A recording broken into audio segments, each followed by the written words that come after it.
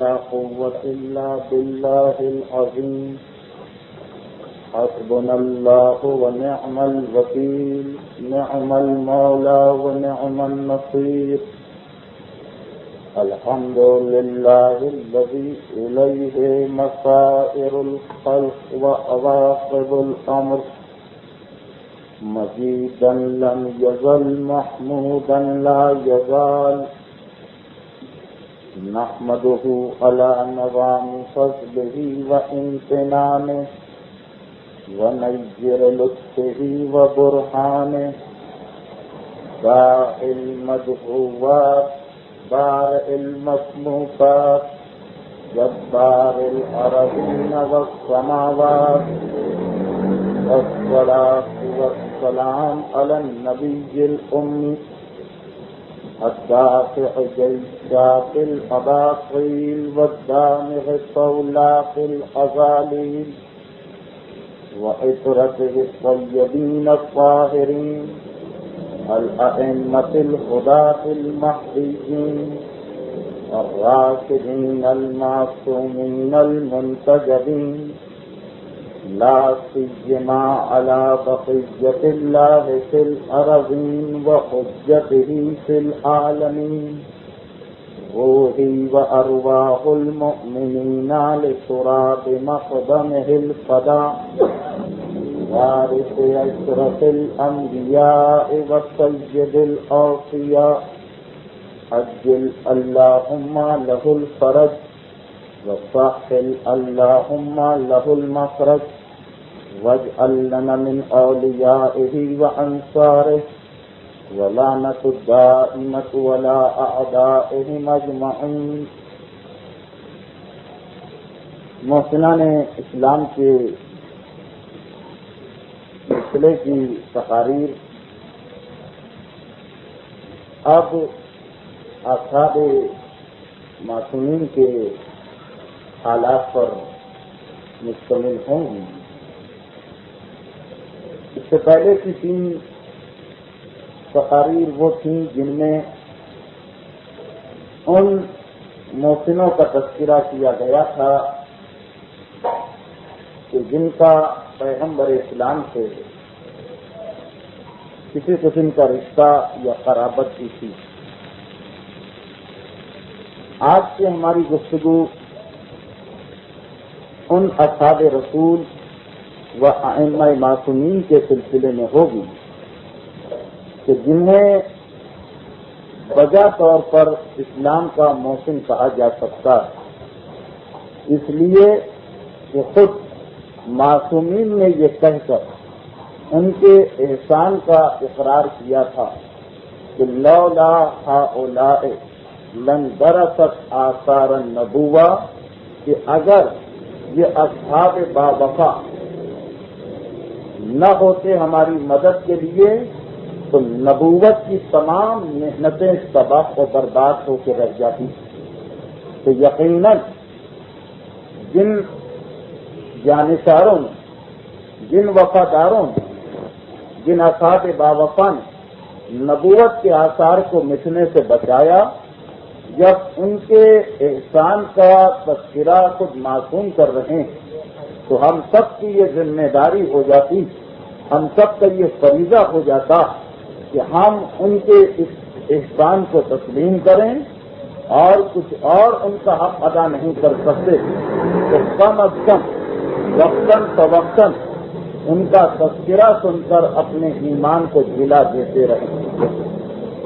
اس سلسلے میں ایک طویل فہرست ہے اصحاب معصومین کی. پیغمبر اسلام کے زمانے سے لے کر 11ویں امام کے زمانے تک 13 معصوموں کے سلسلے میں ہر معصوم کے ساتھ ایسے ایسے جانثار صحابی تھے کہ دل یہ چاہتا ہے کہ جلد از جلد سننے سے ہر ایک کا تذکرہ کر دیا جائے، لیکن پھر وہی وقت کی کمی اور موضوع کی سوالات آڑے آتی. آج کی اس تقریر سے جب ہم پیغمبر اسلام کے اصحاب کے ذکر کا آغاز کر رہے ہیں اور ہمارے ذہن میں یہ خیال کہ یہ سلسلہ تقاریر جو صرف 11 یا 12 ہفتوں کے بعد ختم ہو جائے گا، کیسے ممکن ہوگا اس میں صرف پیغمبر اسلام ہی کے اصحاب کا تذکرہ کرنا کہ جن کی ایک طویل فہرست ہم سے یہ تقاضا کر رہی کہ ہم ان میں سے ہر ایک کا ذکر سنیں اور یہ دیکھیں کہ کس طریقے سے انہوں نے اسلام کے لیے وہ کوشش کی تھی کہ پیغمبر اور امام بار بار ان کے احسان کا تذکرہ کر رہے ہیں اور ہمیں اور آپ کو یاد دلا رہے ہیں کہ ہمیں ان کا حق ادا کرنا ہے۔ خود پیغمبر اسلام کی سیرت میں ہم پر جو یہ ایک الزام لگایا جاتا کہ ہم اصحاب رسول کے قائل نہیں، یہ بات بالکل غلط فہمی کی وجہ سے ہوتی، ورنہ حقیقت تو یہ کہ اصحاب رسول کی ان تمام کی تمام ہستیوں سے جنہوں نے پیغمبر اسلام سے ملاقات کی اور پیغمبر پر ایمان لائے اور اسی ایمان کی حالت میں ان کا انتقال ہوا، ان ہستیوں کو ہر مومن تسلیم کرنے پر مجبور، اور جو ان کو نہ مانے وہ دین کے دائرے سے خارج ہو جائے گا۔ ان میں جناب سلمان فارسی، ابو ذر غفاری، عمار یاسر، مقداد ابن اسود، جابر ابن عبداللہ انصاری، حذیفۃ الیمانی، خزیمہ انصاری جنہیں ذو الشہادتین کا لقب دیا گیا، وہ بلال ابن ریاح حبشی، عبداللہ ابن مسعود، مالک ابن نویرہ، سعید ابن عاص، خالد ابن سعید، ایک طویل فہرست ان اصحاب رسول، اور آج سب سے پہلے تذکرہ ہو رہا حضرت سلمان فارسی ہے۔ حضرت سلمان فارسی کے فضائل اکثر و بیشتر ہمارے علماء اعلام اپنی مجالس میں بیان کرتے رہتے ہیں۔ یہ وہی سلمان فارسی جنہیں پیغمبر اسلام نے السلمان منا اہل البیت کا لقب دیا تھا کہ سلمان ہمارے اہل بیت میں سے ہیں۔ یہ وہی سلمان جن کے بارے میں معصوم کی نفس ادرک سلمان العلم الاول والعلم الآخرہ والسلمان بحر لا ينضح وکنز لا ينفد، سلمان نے اول و آخر کے تمام علوم کو حاصل کیا تھا۔ سلمان ایک ایسا سمندر جو کبھی ختم نہیں ہوتا اور ایک ایسا خزانہ جو کبھی خالی نہیں ہوا کرتا۔ یہ وہی سلمان جنہیں پیغمبر اسلام نے یہ کہہ کے جن کی عظمت کو ہمارے سامنے پیش کیا کہ خدا نے مجھے حکم دیا 3 ہستیوں سے محبت رکھنے، اور میں آخر دم تک ان 3 ہستیوں سے محبت رکھوں گا۔ پوچھا گیا اللہ کے رسول وہ کون ہے؟ تو پیغمبر نے سب سے پہلے تو علی کا نام لیا اور 3 مرتبہ کہا علی علی علی، اور پھر کہا کہ سلمان اور ابو ذر غفاری۔ یہ وہی سلمان فارسی جن کے بارے میں ذات رسالت کی حدیث کہ جنت 4 ہستیوں کی مشتاق، تمام کائنات کو یہ حسرت ہے کہ ہم جنت میں چلے جائیں، والجنت تشتاق الی 4، اور جنت کی یہ خواہش ہے، جنت کو یہ اشتیاق ہے، جنت کو یہ شوق ہے کہ 4 ہستیاں مجھ میں آ جائیں۔ سلمان فارسی، ابو ذر غفاری، عمار یاسر اور مقداد ابن اسود۔ یہ وہی سلمان فارسی جن کے بارے میں ایک امام کا قول کہ بعد رسول ہر ایک کے ایمان میں تھوڑی سی لفظ آئی، لیکن سلمان ان چند اصحاب باوفا میں سے کہ جن کا ایمان جتنا حیات رسول میں تھا ویسا ہی بعد وفات رسول رہا۔ یہ وہی سلمان جن کے بارے میں روایت یہ کہ ایمان کے 10 درجے، مقداد 8 درجوں پر فائز، ابو ذر غفاری 9 درجوں پر، اور سلمان فارسی نے ایمان کے 10 درجوں کو حاصل کر لیا۔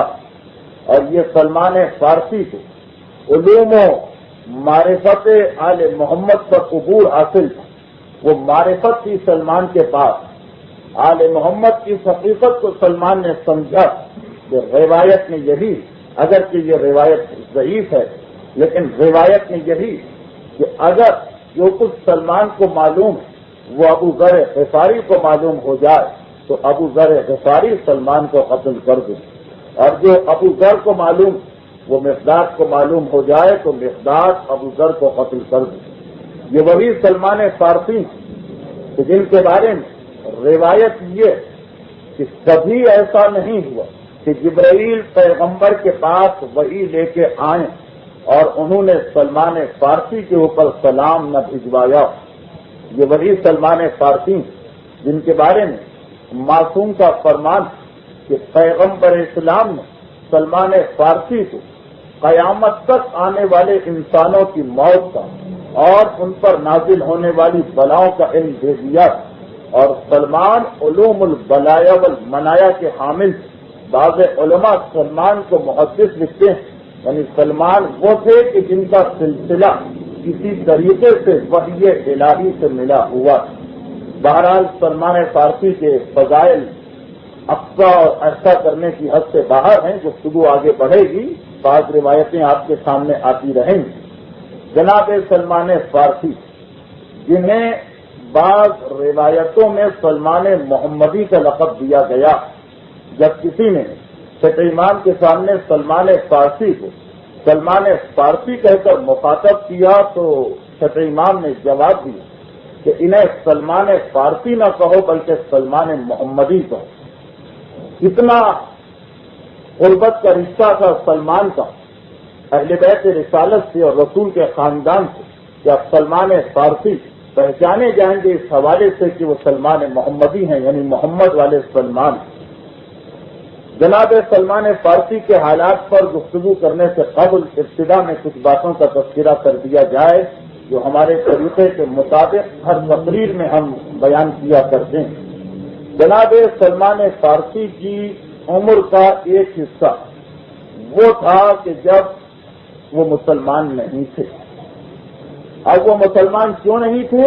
اس لیے نہیں تھے کہ پیغمبر اسلام کی بعثت سے قبل سلمان فارسی پیدا ہو چکے، بلکہ بعض روایات کے مطابق جب پیغمبر اسلام نے نبوت کا اعلان کیا تو اس وقت سلمان کی عمر 200 سال سے زیادہ تھی۔ تو پیغمبر اسلام کے اسلام کو پیش کرنے سے پہلے، اسلام کے اس دنیا میں آنے سے قبل جناب سلمان فارسی کی ولادت ہوئی تھی ایران کے ایک گاؤں میں۔ سلمان فارسی ایران میں پیدا ہوئے، ایران کے ایک گاؤں میں، جس کے بارے میں علماء لکھتے ہیں کہ یہ اصفہان کے قریب ہے یا شیراز کے قریب۔ جس گھرانے میں پیدا ہوئے وہ مجوسیوں کا، آتش پرستوں کا گھرانہ تھا۔ سلمان فارسی کی وفات بھی مدائن میں ہوئی جو اس وقت ایران کا ایک علاقہ تھا۔ جناب سلمان فارسی کا اصل نام کیا ہے اس میں علماء میں اختلاف ہے، لیکن دو نام ہیں جن کے بارے میں اکثریت متفق ہے کہ ان دو میں سے کوئی ایک نام سلمان فارسی کا ہوگا، ماں بے یا روز با۔ یہ دو نام ہیں جناب سلمان فارسی کے پیغمبر اسلام کی خدمت میں آنے سے قبل، لیکن جب پیغمبر اسلام کی خدمت میں آئے تو پیغمبر نے سلمان کا نام مابہی یا روزبا سے تبدیل کر کے سلمان رکھ دیا۔ سلمان کا لفظ سلامت سے نکلا ہے، یعنی وہ شخص کہ جو ہر عیب، ہر خرابی، ہر گندگی اور ہر مرض و بیماری سے سالم ہے۔ چنانچہ اس سلسلے میں ایک روایت بھی ملتی ہے مسلمانوں کے ذخیرہ احادیث میں کہ سلمان فارسی اسلام قبول کرنے کے بعد یا اسلام کا اعلان کرنے کے بعد، یہ بحث انشاءاللہ بھی آگے چل کر آئے گی کہ پیغمبر اسلام کی خدمت میں آنے سے قبل سلمان فارسی معذاللہ کے کافر و مشرک و بت پرست تھے یا اس وقت بھی صحیح اور سچے دین پر تھے جناب ابو طالب کی طرح۔ تو بہرحال پیغمبر کی خدمت میں آنے سے قبل جناب سلمان فارسی کا نام مابہی یا روزبا تھا۔ جب پیغمبر کی خدمت میں آ گئے، اسلام قبول کر دیا، تو ایک دن پیغمبر اسلام سلمان کے گھر میں پہنچے تو دیکھا سلمان بیمار ہے، طبیعت خراب، بخار کی شدت۔ پیغمبر اسلام نے سلمان کو دیکھ کر دعا دی کہ خدا تمہیں ہر بیماری سے شفا دے اور موت کے وقت تک تمہارے دین اور تمہارے جسم کو ہر عافیت سے بچائے۔ چنانچہ اس کے بعد سے لے کر وقت موت تک جبکہ سلمان کی عمر کم سے کم 250 سال بتائی جاتی، سلمان فارسی سے کبھی کوئی بیماری نہیں ہوئی، کبھی کسی مرض نے نہیں گھیرا، پیغمبر کی اسی دعا کے نتیجے میں، اور اسی وجہ سے سلمان کا نام سلمان رکھا گیا کہ وہ ہر بیماری سے صحیح و سالم ہے، جس میں جسمانی بیماری بھی شامل ہے اور روحانی بیماری بھی، یعنی کفر و شرک وغیرہ سے ہمیشہ صحیح و سالم رہے۔ یہ تو جناب سلمان فارسی کا نام ہو گیا۔ جناب سلمان فارسی کے لقب، جناب سلمان فارسی کا سب سے مشہور لقب الخیر، سلمان الخیر، یہ روایتوں میں بہت زیادہ آتا ہے۔ خیر اردو میں بھی استعمال ہوتا ہے، نیکی اور بھلائی کے معنی۔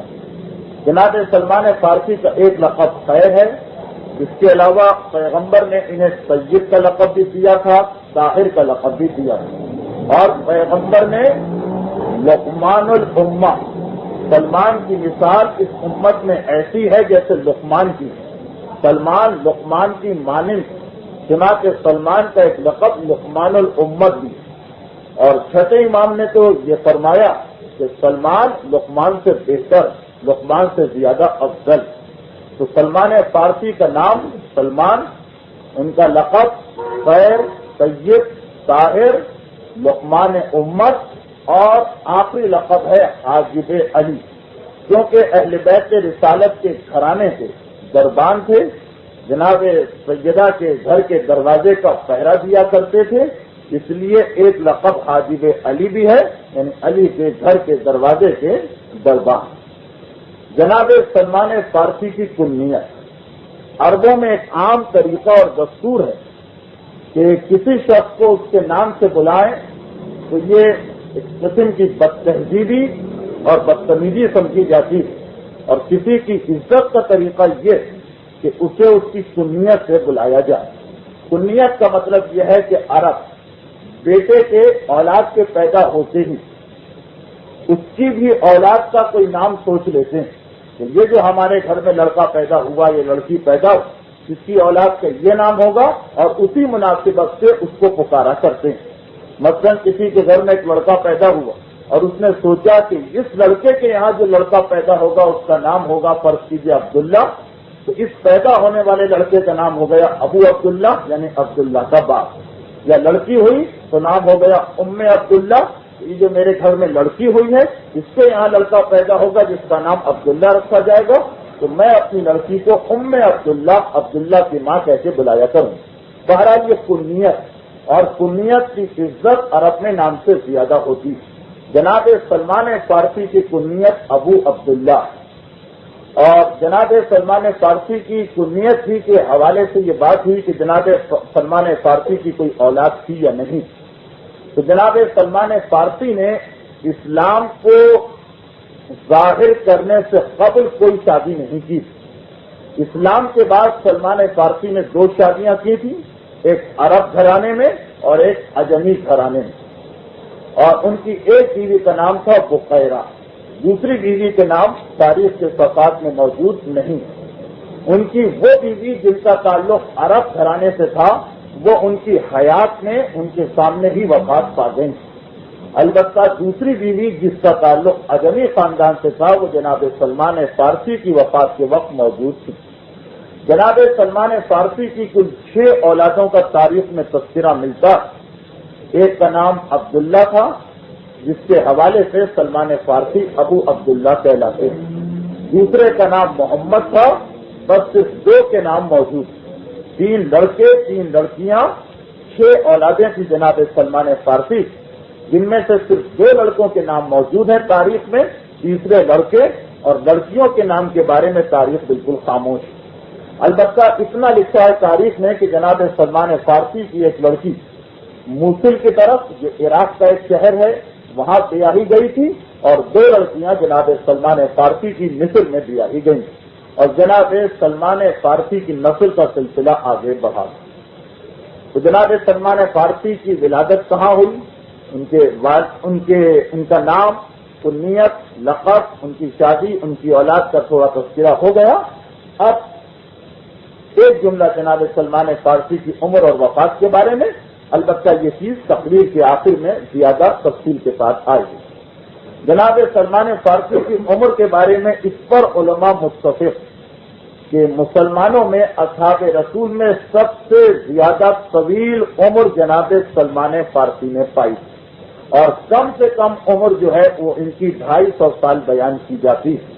بعض روایتوں میں 250 سال ہے، بعض میں 300 سال، بعض میں 400 سال، اور ایک روایت کے مطابق جناب سلمان فارسی حضرت عیسیٰ کے زمانے میں بھی تھے۔ اس روایت کے مطابق جناب سلمان فارسی کی عمر مبارک 500 سال سے زیادہ ہوگی، اس لیے کہ پیغمبر اور ہمارے پیغمبر اور جناب عیسیٰ کے بیچ میں 500 سال سے زیادہ کا فاصلہ ہے۔ بہرحال 250 سال کی روایت کو علماء زیادہ نقل کیا کرتے ہیں، اور جناب سلمان فارسی کا انتقال مدائن شہر کے اندر ہوا تھا اور امیر المومنین نے انہیں غسل و کفن دیا تھا۔ یہ تو جناب سلمان فارسی کی زندگی کے ایک مختصر سا ہلکا سا خاکہ ہو گیا۔ اب جناب سلمان فارسی کے حالات سے ہم اپنی گفتگو شروع کرتے ہیں۔ جناب سلمان فارسی، ان کے لقب کے ساتھ لفظ فارسی خود یہ بتا رہا ہے کہ یہ فارس کے علاقے کے رہنے والے تھے، یعنی فارس کا علاقے سے مطلب وہ علاقہ جو آج کل ایران اور عراق میں منقسم۔ ایران اور عراق دونوں مل کر پہلے ایک حکومت تھی اور اس کا نام فارس تھا۔ پیغمبر اسلام کے آنے سے قبل، پیغمبر اسلام کے ظہور فرمانے سے قبل فارس کے علاقے پر ساسانی خاندان کی بادشاہت تھی اور ان کا سرکاری مذہب آتش پرستی تھی۔ آگ سے بے انتہا ان کو محبت ہوا کرتی تھی، اور ہر شہر میں جس طرح دنیا کی ہر دیندار قوم جہاں جاتی وہاں پہ اپنی عبادت گاہ کو تعمیر کرتی، تو یہ ساسانیوں کے بھی ہر شہر، ہر قریے، ہر گاؤں، ہر دیہات کے اندر ایک آتش زدہ ہوا کرتا تھا جہاں 24 گھنٹے آگ بھڑکتی رہتی تھی، اور اگر کبھی وہ آگ بجھ جائے تو یہ آتش پرست یہ سمجھتے کہ کوئی بڑی آفت ہو، بڑی تباہی آنے والی۔ چنانچہ پیغمبر اسلام کی ولادت کے موقع پر کسرا جو ان کا بادشاہ تھا سب سے بڑا، اس کے آتش زدے کی آگ بجھ گئی تھی، جس سے ساسانیوں کے نجومیوں نے پیشین گوئی کر دی تھی کہ اب ہماری حکومت کو زوال آ گیا۔ تو جناب سلمان فارسی فارس میں پیدا ہوئی، یعنی موجودہ ایران کے شہر اصفہان کے قریب کسی مقام پر ان کی ولادت ہوئی۔ جناب سلمان فارسی کا پورا خاندان آتش پرست، بلکہ اس زمانے میں پورے ایران اور عراق کا مذہب آتش پرستی یا آگ کی پوجا تھی۔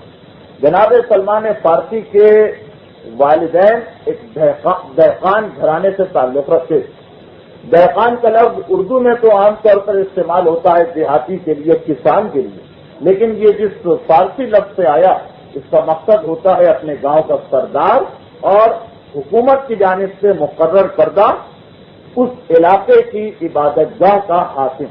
تو جناب سلمان فارسی کے والد اپنے گاؤں کے سردار بھی تھے اور مذہبی اعتبار سے بھی اس علاقے میں جو آتش زدہ تھا، جو آگ کی پوجا کا مرکز بنایا گیا اس کے نگران تھے۔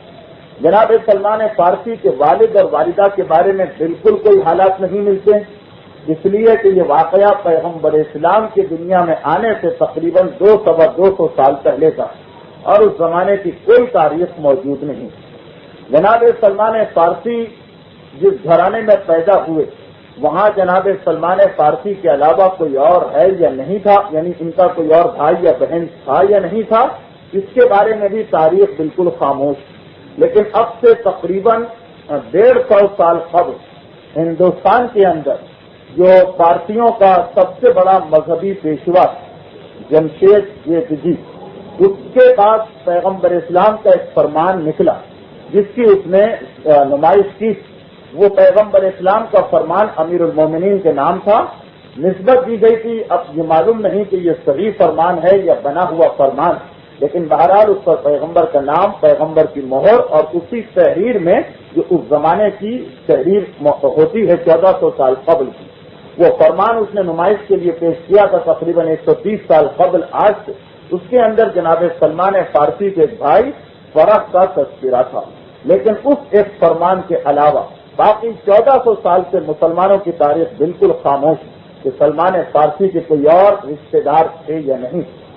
جناب سلمان فارسی کی ولادت ایک آتش پرست گھرانے کے اندر ہوئی، اور اسی لیے عام مسلمان اب تک یہ اعتقاد رکھتے ہیں کہ جناب سلمان فارسی ابتدا میں مجوسی تھے، آتش پرست سے آگ کی پوجا کیا کرتے، اور جناب سلمان فارسی ہی کے حوالے سے عام مسلمانوں کی کتابوں میں ایک روایت بھی ہے کہ جب میں نے بچپنے کی منزل طے کی اور اپنے مذہب میں مجھے زیادہ شوق ہوا تو اس عبادت خانے میں جہاں آگ جلائی جاتی تھی مجھے نگران مقرر کیا گیا آگ کے اوپر کہ میں ہر وقت آگ کو بھڑکاتا رہوں اور آگ نہ بجھنے پائے۔ لیکن ہمارے یہاں جو روایتیں موجود ہیں معصومین کے حوالے سے، اس میں واضح طور پر یہ تذکرہ ہے کہ جناب سلمان فارسی نے کسی زمانے میں بھی غیر خدا کو نہ سجدہ کیا نہ غیر خدا کو تسلیم کیا۔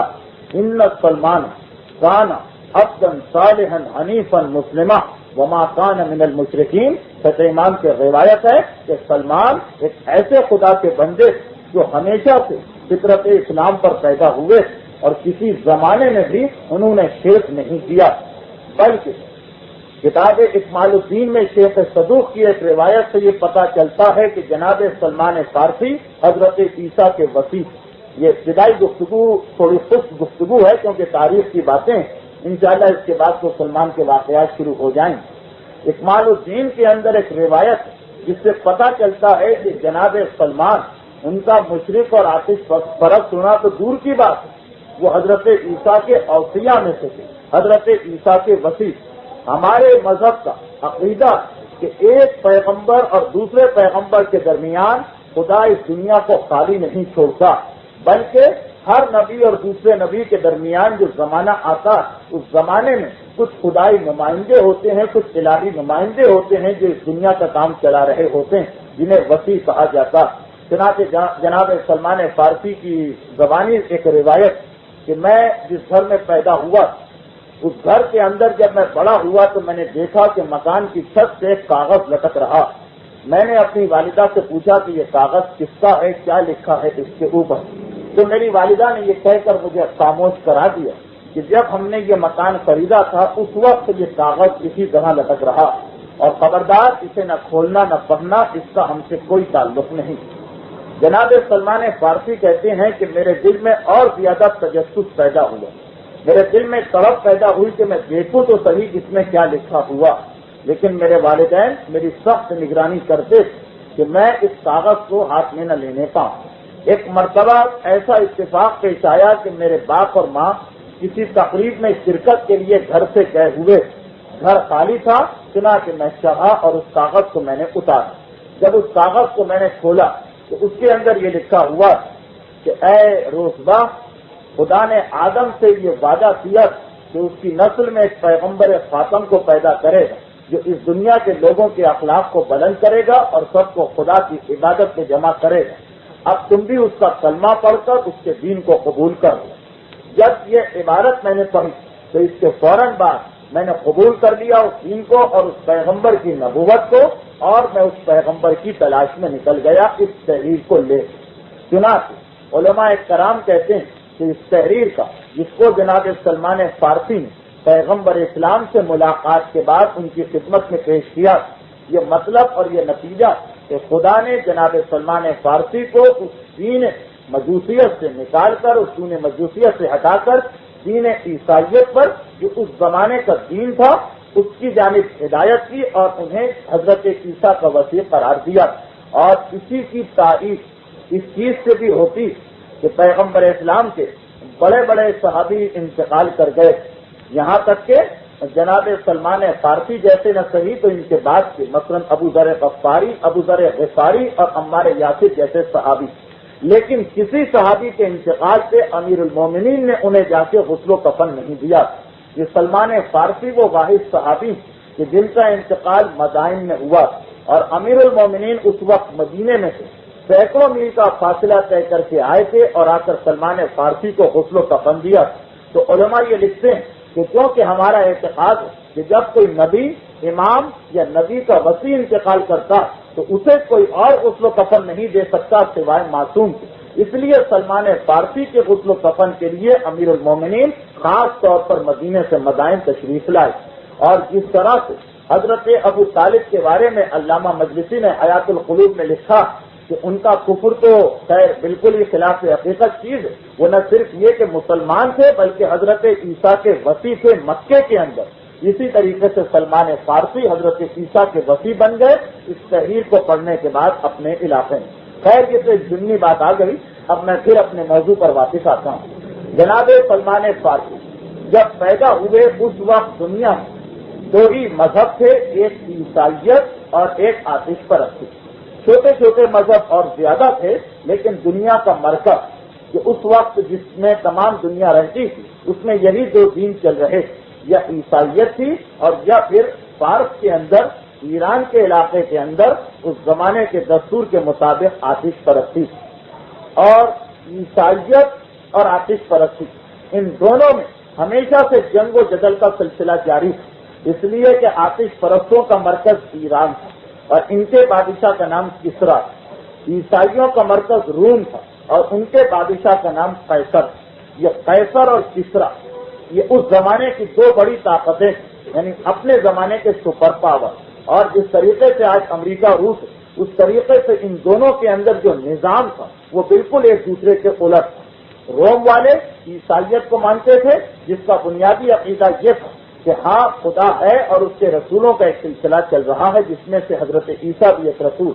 ایران کے اندر آتش پرستی جس کی بنیاد یہ تھی کہ ایک خدا نہیں بلکہ دو خدا ہیں، ایک نیکی کا اور ایک بدی کا، اور خدا کے بعد اس کے انبیاء کا کوئی سلسلہ موجود نہیں۔ تو ان دونوں حکومتوں میں ہر وقت ٹکراؤ ہوتا رہتا تھا، ایک دوسرے پر حملے ہوتے رہتے تھے، ایک دوسرے کو شکست دینے کی کوشش کی جاتی تھی، اور اسی سلسلے میں مسلمان بھی بعض اوقات ان دونوں طاقتوں کی لڑائی کے اندر مسلمانوں کی ہمدردیاں بھی بعض اوقات شامل ہو گئی۔ قرآن کریم میں ایک سورہ ہے سورہ روم، جس کو شب قدر پڑھنے کی انتہائی فضیلت آئی۔ یہ سورہ اس وقت نازل ہوا جب ایران کی حکومت اس جنگ میں روم کی حکومت کو شکست دے دی اور روم شکست کھا گیا۔ اب ایران میں جو کہ خدا کو نہیں مانا جاتا بلکہ آتش پرستی تھی جس کا تعلق بت پرستی سے، اس لیے ایران کی فتح سے عرب کے جتنے کافر تھے سب خوش ہو گئے، اور روم کی شکست سے جو رسول اور خدا کو مانتے تھے مسلمان غمگین ہو گئے، بلکہ عرب کے کافروں نے تانا دینا شروع کر دیا کہ دیکھو جس طرح ہمارے ایرانی بھائیوں نے رسولوں کو ماننے والے عیسائیوں کو شکست دے دی، ہم بھی تمہیں شکست دے دیں گے۔ اس وقت سورہ روم نازل ہوا تھا جس میں مسلمانوں سے کہا گیا تھا کہ یقین رکھو عنقریب روم کو فتح حاصل ہوگی، اور 9 سال کے اندر اندر روم نے دوبارہ ایران کو شکست دے دی۔ اس تفصیل میں جانے کی ضرورت یہ ہے کہ سلمان فارسی کے واقعات میں ان دو سپر پاورز کی آپس کی چپخلیس کا بہت زیادہ دخل ہے۔ اب جناب سلمان فارسی کی ولادت ہوئی آتش پرست گھرانے میں، ان کے والد شہخان یعنی اپنے علاقے کے سب سے بڑے حاکم اور تمام مذہبی کاموں کے سرپرست بھی ان کے والد، چنانچہ اس زمانے کے دستور کے مطابق انہوں نے اپنے بیٹے کو بھی آتش پرستی کی تعلیم دلانا شروع کر دی۔ دو 3 روایتیں ہیں یہاں پہ کہ حضرت سلمان فارسی آتش پرستی سے کس طرح دور ہوئے۔ ہمارا عقیدہ تو یہ کہ باطناً یعنی حقیقت میں تو وہ کبھی آتش پرست تھے ہی نہیں، لیکن ظاہری اعتبار سے کیونکہ وہ مجوسیوں کے بیچ میں تھے جو تقیے میں جس کو آپ کہیں زندگی گزار رہے، تو ظاہری اعتبار سے وہ مجوسیت سے ہٹ کر عیسائیت کی جانب کیسے آئے۔ حضرت سلمان فارسی نے عیسائیت کا اعلان کیا تھا، عیسائیت کو قبول کیا تھا کیونکہ اس زمانے کا مذہب وہی تھا۔ تو 3 اس سلسلے میں قول۔ بہرحال وہ کچھ بات اس طریقے سے ہے کہ سلمان فارسی کی ولادت ہوئی مجوسی گھرانے میں، جب کچھ بڑے ہوئے تو ان کے والد نے انہیں مدرسے بھیجنا شروع کر دیا، اور اس زمانے میں مدرسے موجود تھے۔ اور اسی زمانے میں 2 عیسائی راہب فارس کے ایران کے اس شہر میں آئے اور انہوں نے اپنا عبادت خانہ بنایا اور اس میں بیٹھ کے عبادت کرنے لگے۔ مجوسی آتش پرست عیسائیوں سے انتہائی شدید نفرت کیا کرتے تھے، اس لیے کہ وہ ان کی مقابل طاقت یعنی روم سے ان کا تعلق تھا اور مذہب بھی ان کا بالکل الٹ تھا۔ چنانچہ پورے شہر نے ان عیسائی راہبوں کا بائیکاٹ کیا تھا، کوئی ان سے ملاقات کے لیے نہیں آتا تھا، کوئی ان کے پاس نہیں جایا کرتا۔ جناب سلمان فارسی جس مدرسے میں پڑھ رہے تھے، ان کے دو ساتھی جو ایک دن جناب سلمان فارسی سے کہنے لگے کہ اے سلمان، اگر کہ اس وقت ان کا نام روزبہ، لیکن میں اس نام کو استعمال نہیں کروں گا، سلمان کا اپنا اصلی نام لوں گا۔ بہرحال آپ خود ہی سمجھتے جائیے کہ مخاطب کیا گیا تھا روزبہ کہتے کہ اے سلمان، تم ہمارے ساتھ چلو، ہم تمہیں ایسی ایسی باتیں سنائیں گے جو تم نے آج تک نہیں سنی ہیں۔ جناب سلمان فارسی ان کے ساتھ ہو گئے، وہ لے کر چلے ان کو عیسائی راہبوں کی عبادت گاہ میں۔ وہاں داخل ہوئے جناب سلمان فارسی، عیسائی راہبوں نے دیکھا، ایک مرتبہ وہ گھبرا گئے، پریشان ہو گئے، اور ان دو لڑکوں کو جو سلمان کو لے کے آئے تھے ان کو ڈانٹتے ہوئے کہنے لگے کہ ہم نے تمہیں منع کیا کہ اپنے ساتھ کسی اور کو نہ لاؤ، تم خود بھی مصیبت میں مبتلا ہو جاؤ گے اور تمہاری وجہ سے ہم بھی مصیبت کا شکار ہو جائیں گے۔ ان لڑکوں نے کہا کہ نہیں، یہ ہم ایسے ساتھی کو لے کے آئے جو کسی کو نہیں بتائے گا کہ وہ کہاں جاتا، یہ ہمارا پورا رازدار ہے۔ چنانچہ اس عیسائی راہب جو وہاں موجود تھا سلمان سے اقرار دیا کہ دیکھو، تمہارے والدین پوچھیں گے یا استاد پوچھے، کسی کو نہ بتانا کہ تم کہاں جاتے ہو، تم روزانہ یہاں آیا کرو، اور اگر کبھی یہاں آنے کی وجہ سے گھر دیر میں پہنچے تو کہہ دیا کرنا کہ استاد نے روک لیا، یا یہاں آنے کی وجہ سے کبھی اسکول میں تاخیر ہو جائے تو کہہ دینا کہ آج والدین نے مجھے دیر سے بھیجا۔ چنانچہ جناب سلمان فارسی اس راہب کے پاس آنے لگے اور یہاں آنے کے بعد عیسائیت کی تعلیم کو قبول کر دیا۔ اس وقت تک عیسائیت میں وہ عقیدہ نہیں آیا کہ تین خدا مل کر ایک خدا بناتے ہیں جو آج کا عقیدہ، بلکہ اس زمانے کی عیسائیت بالکل صاف، کھری اور بالکل خالص عیسائیت۔ جناب سلمان فارسی وہاں جانے لگے، یہ ایک روایت۔ دوسری روایت یہ کہ جناب سلمان فارسی مدرسے میں پڑھتے تھے، جب مدرسے میں چھٹی کا وقت ہوتا تھا تو اس وقت سلمان فارسی کے سارے ساتھی کھیلنے میں لگ جاتے تھے۔ سلمان فارسی کی نگاہ پڑی ایک مرتبہ کہ میرا ایک ساتھی جو مدرسے کے پیچھے جو پہاڑ، اس پہاڑ کے اوپر چڑھتا جاتا اور اس طرح چاروں طرف دیکھتا جا رہا کہ جیسے وہ ڈر رہا ہے کہ کسی کی نگاہ اس کے اوپر نہ پڑ جائے۔ سلمان فارسی نے دیکھا، ایک دن دیکھا، دو دن دیکھا، جب کئی دن یہ منظر دیکھا تو ایک دن اس ساتھی کے پاس پہنچ گئے، وہ ان کا ہم جماعت، ہم سبق، ہم درس جو پہاڑ کے اوپر چل رہا تھا، جیسے ہی وہ پہاڑ سے اترا سلمان نے فوراً اس کا راستہ روکا اور کہا کہ تم کہاں سے آ رہے ہو، یہ سب سے چھپ چھپا کے کہاں جاتے ہو۔ وہ گھبرا گیا، اس کی آنکھوں میں آنسو آ گئے۔ اس نے کہا سلمان، وعدہ کرو کہ تم کسی اور کو یہ نہیں بتاؤ ورنہ میری جان جاتی رہے گی۔ سلمان نے وعدہ کیا تو اس نے کہا کہ ان پہاڑوں کے اوپر تو ایسے آدمی آئے ہوئے ہیں جو ایسی اچھی اچھی باتیں بتاتے ہیں جو میرے دل کے اندر بیٹھ جاتی ہیں، اور میرا دل یہ چاہتا ہے کہ میں ان کی باتوں کو فوراً قبول کر دوں۔ سلمان، تم بھی ہمارے ساتھ چلو اور ان کی باتوں کو سنو۔ سلمان فارسی جو ابتدائی سے مجوسیت سے ظاہری طور پر بھی نفرت کیا کرتے تھے اور مجوسیت کو قبول کرنے کے منکر تھے، انہوں نے یہ بات سنی، کہا میں چلوں گا تمہارے ساتھ۔ اگلے دن جب سبق کے بیچ میں چھٹی ہوئی، بیچ کا تفریح کا وقفہ ہوا، سلمان اپنے اس دوست کے ساتھ اوپر چڑھے اور وہاں جا کر دیکھا کہ دو اجنبی شکل و صورت والے اور اجنبی لباس پہنے ہوئے آدمی وہاں بیٹھے ہوئے اور عبادت میں لگے ہوئے۔ یہ سلمان فارسی کی پہلی ملاقات تھی عیسائی راہبوں سے، اور وہ جب وہاں جا کے بیٹھے تو عیسائی راہبوں نے عیسائیت کا عقیدہ پیش کرنا شروع کیا۔ اور تیسری روایت جو ہمارے علماء میں زیادہ مشہور وہ یہ ہے کہ جناب سلمان فارسی، ان کی بچپنے کی زندگی گزر گئی تھی، جوان ہو گئے تھے، اپنے والد کے ساتھ کام کاج کر رہے تھے۔ ایک مرتبہ ان کے والد اپنا مکان بنا رہے تھے، مکان بنانے میں اتنی دیر ہو گئی اور اتنا وقت لگ گیا کہ اس شہر کے باہر جو ان کی جائیداد تھی، جو ان کی جاگیر تھی، اس کے اندر جو کام ہو رہا وہاں کے لیے جانے کا وقت نہ رہا۔ تو سلمان کے باپ نے سلمان کو بلایا اور کہا کہ میں تو مکان کی دیکھ بھال میں لگا ہوا ہوں، یہاں سے ہل نہیں سکتا، اس جاگیر میں بھی کام ہو رہا، کہیں وہاں پہ کوئی گڑبڑ نہ ہو جائے، تم میری جگہ آج وہاں چلے جاؤ اور وہاں کے کام کو سنبھال لو۔ اس سے پہلے سلمان کے والد نے سلمان کو کبھی شہر سے باہر نہیں نکلنے دیا، لیکن آج والد نے سلمان کو خود سے بھیجا تاکہ جاگیر کا کام نہ روکنے پائے۔ سلمان جوان بھی ہو چکے، سلمان کہہ رہے ہیں کہ میں وہاں سے چلا، اور یہ خود سلمان فارسی کی روایت۔ جب میں وہاں سے چلا، شہر کو میں نے عبور کیا تو شہر کے اختتام پر میں نے دیکھا ایک عجیب سی عمارت بنی ہوئی اور وہاں سے لوگوں کی آواز اٹھ رہی. میں قریب کھڑا ہو گیا تو میں نے دیکھا کہ اندر سے آواز آ رہی اشہد ان لا الہ الا اللہ واشہد ان عیسی روح اللہ واشہد ان محمد حبیب اللہ. یہ فقرہ میرے کان میں آیا کہ اندر سے کہا جا رہا کہ خدا کے سوا کوئی معبود نہیں, عیسیٰ خدا روح اللہ ہے اور محمد حبیب اللہ. بس اتنا میں نے سنا.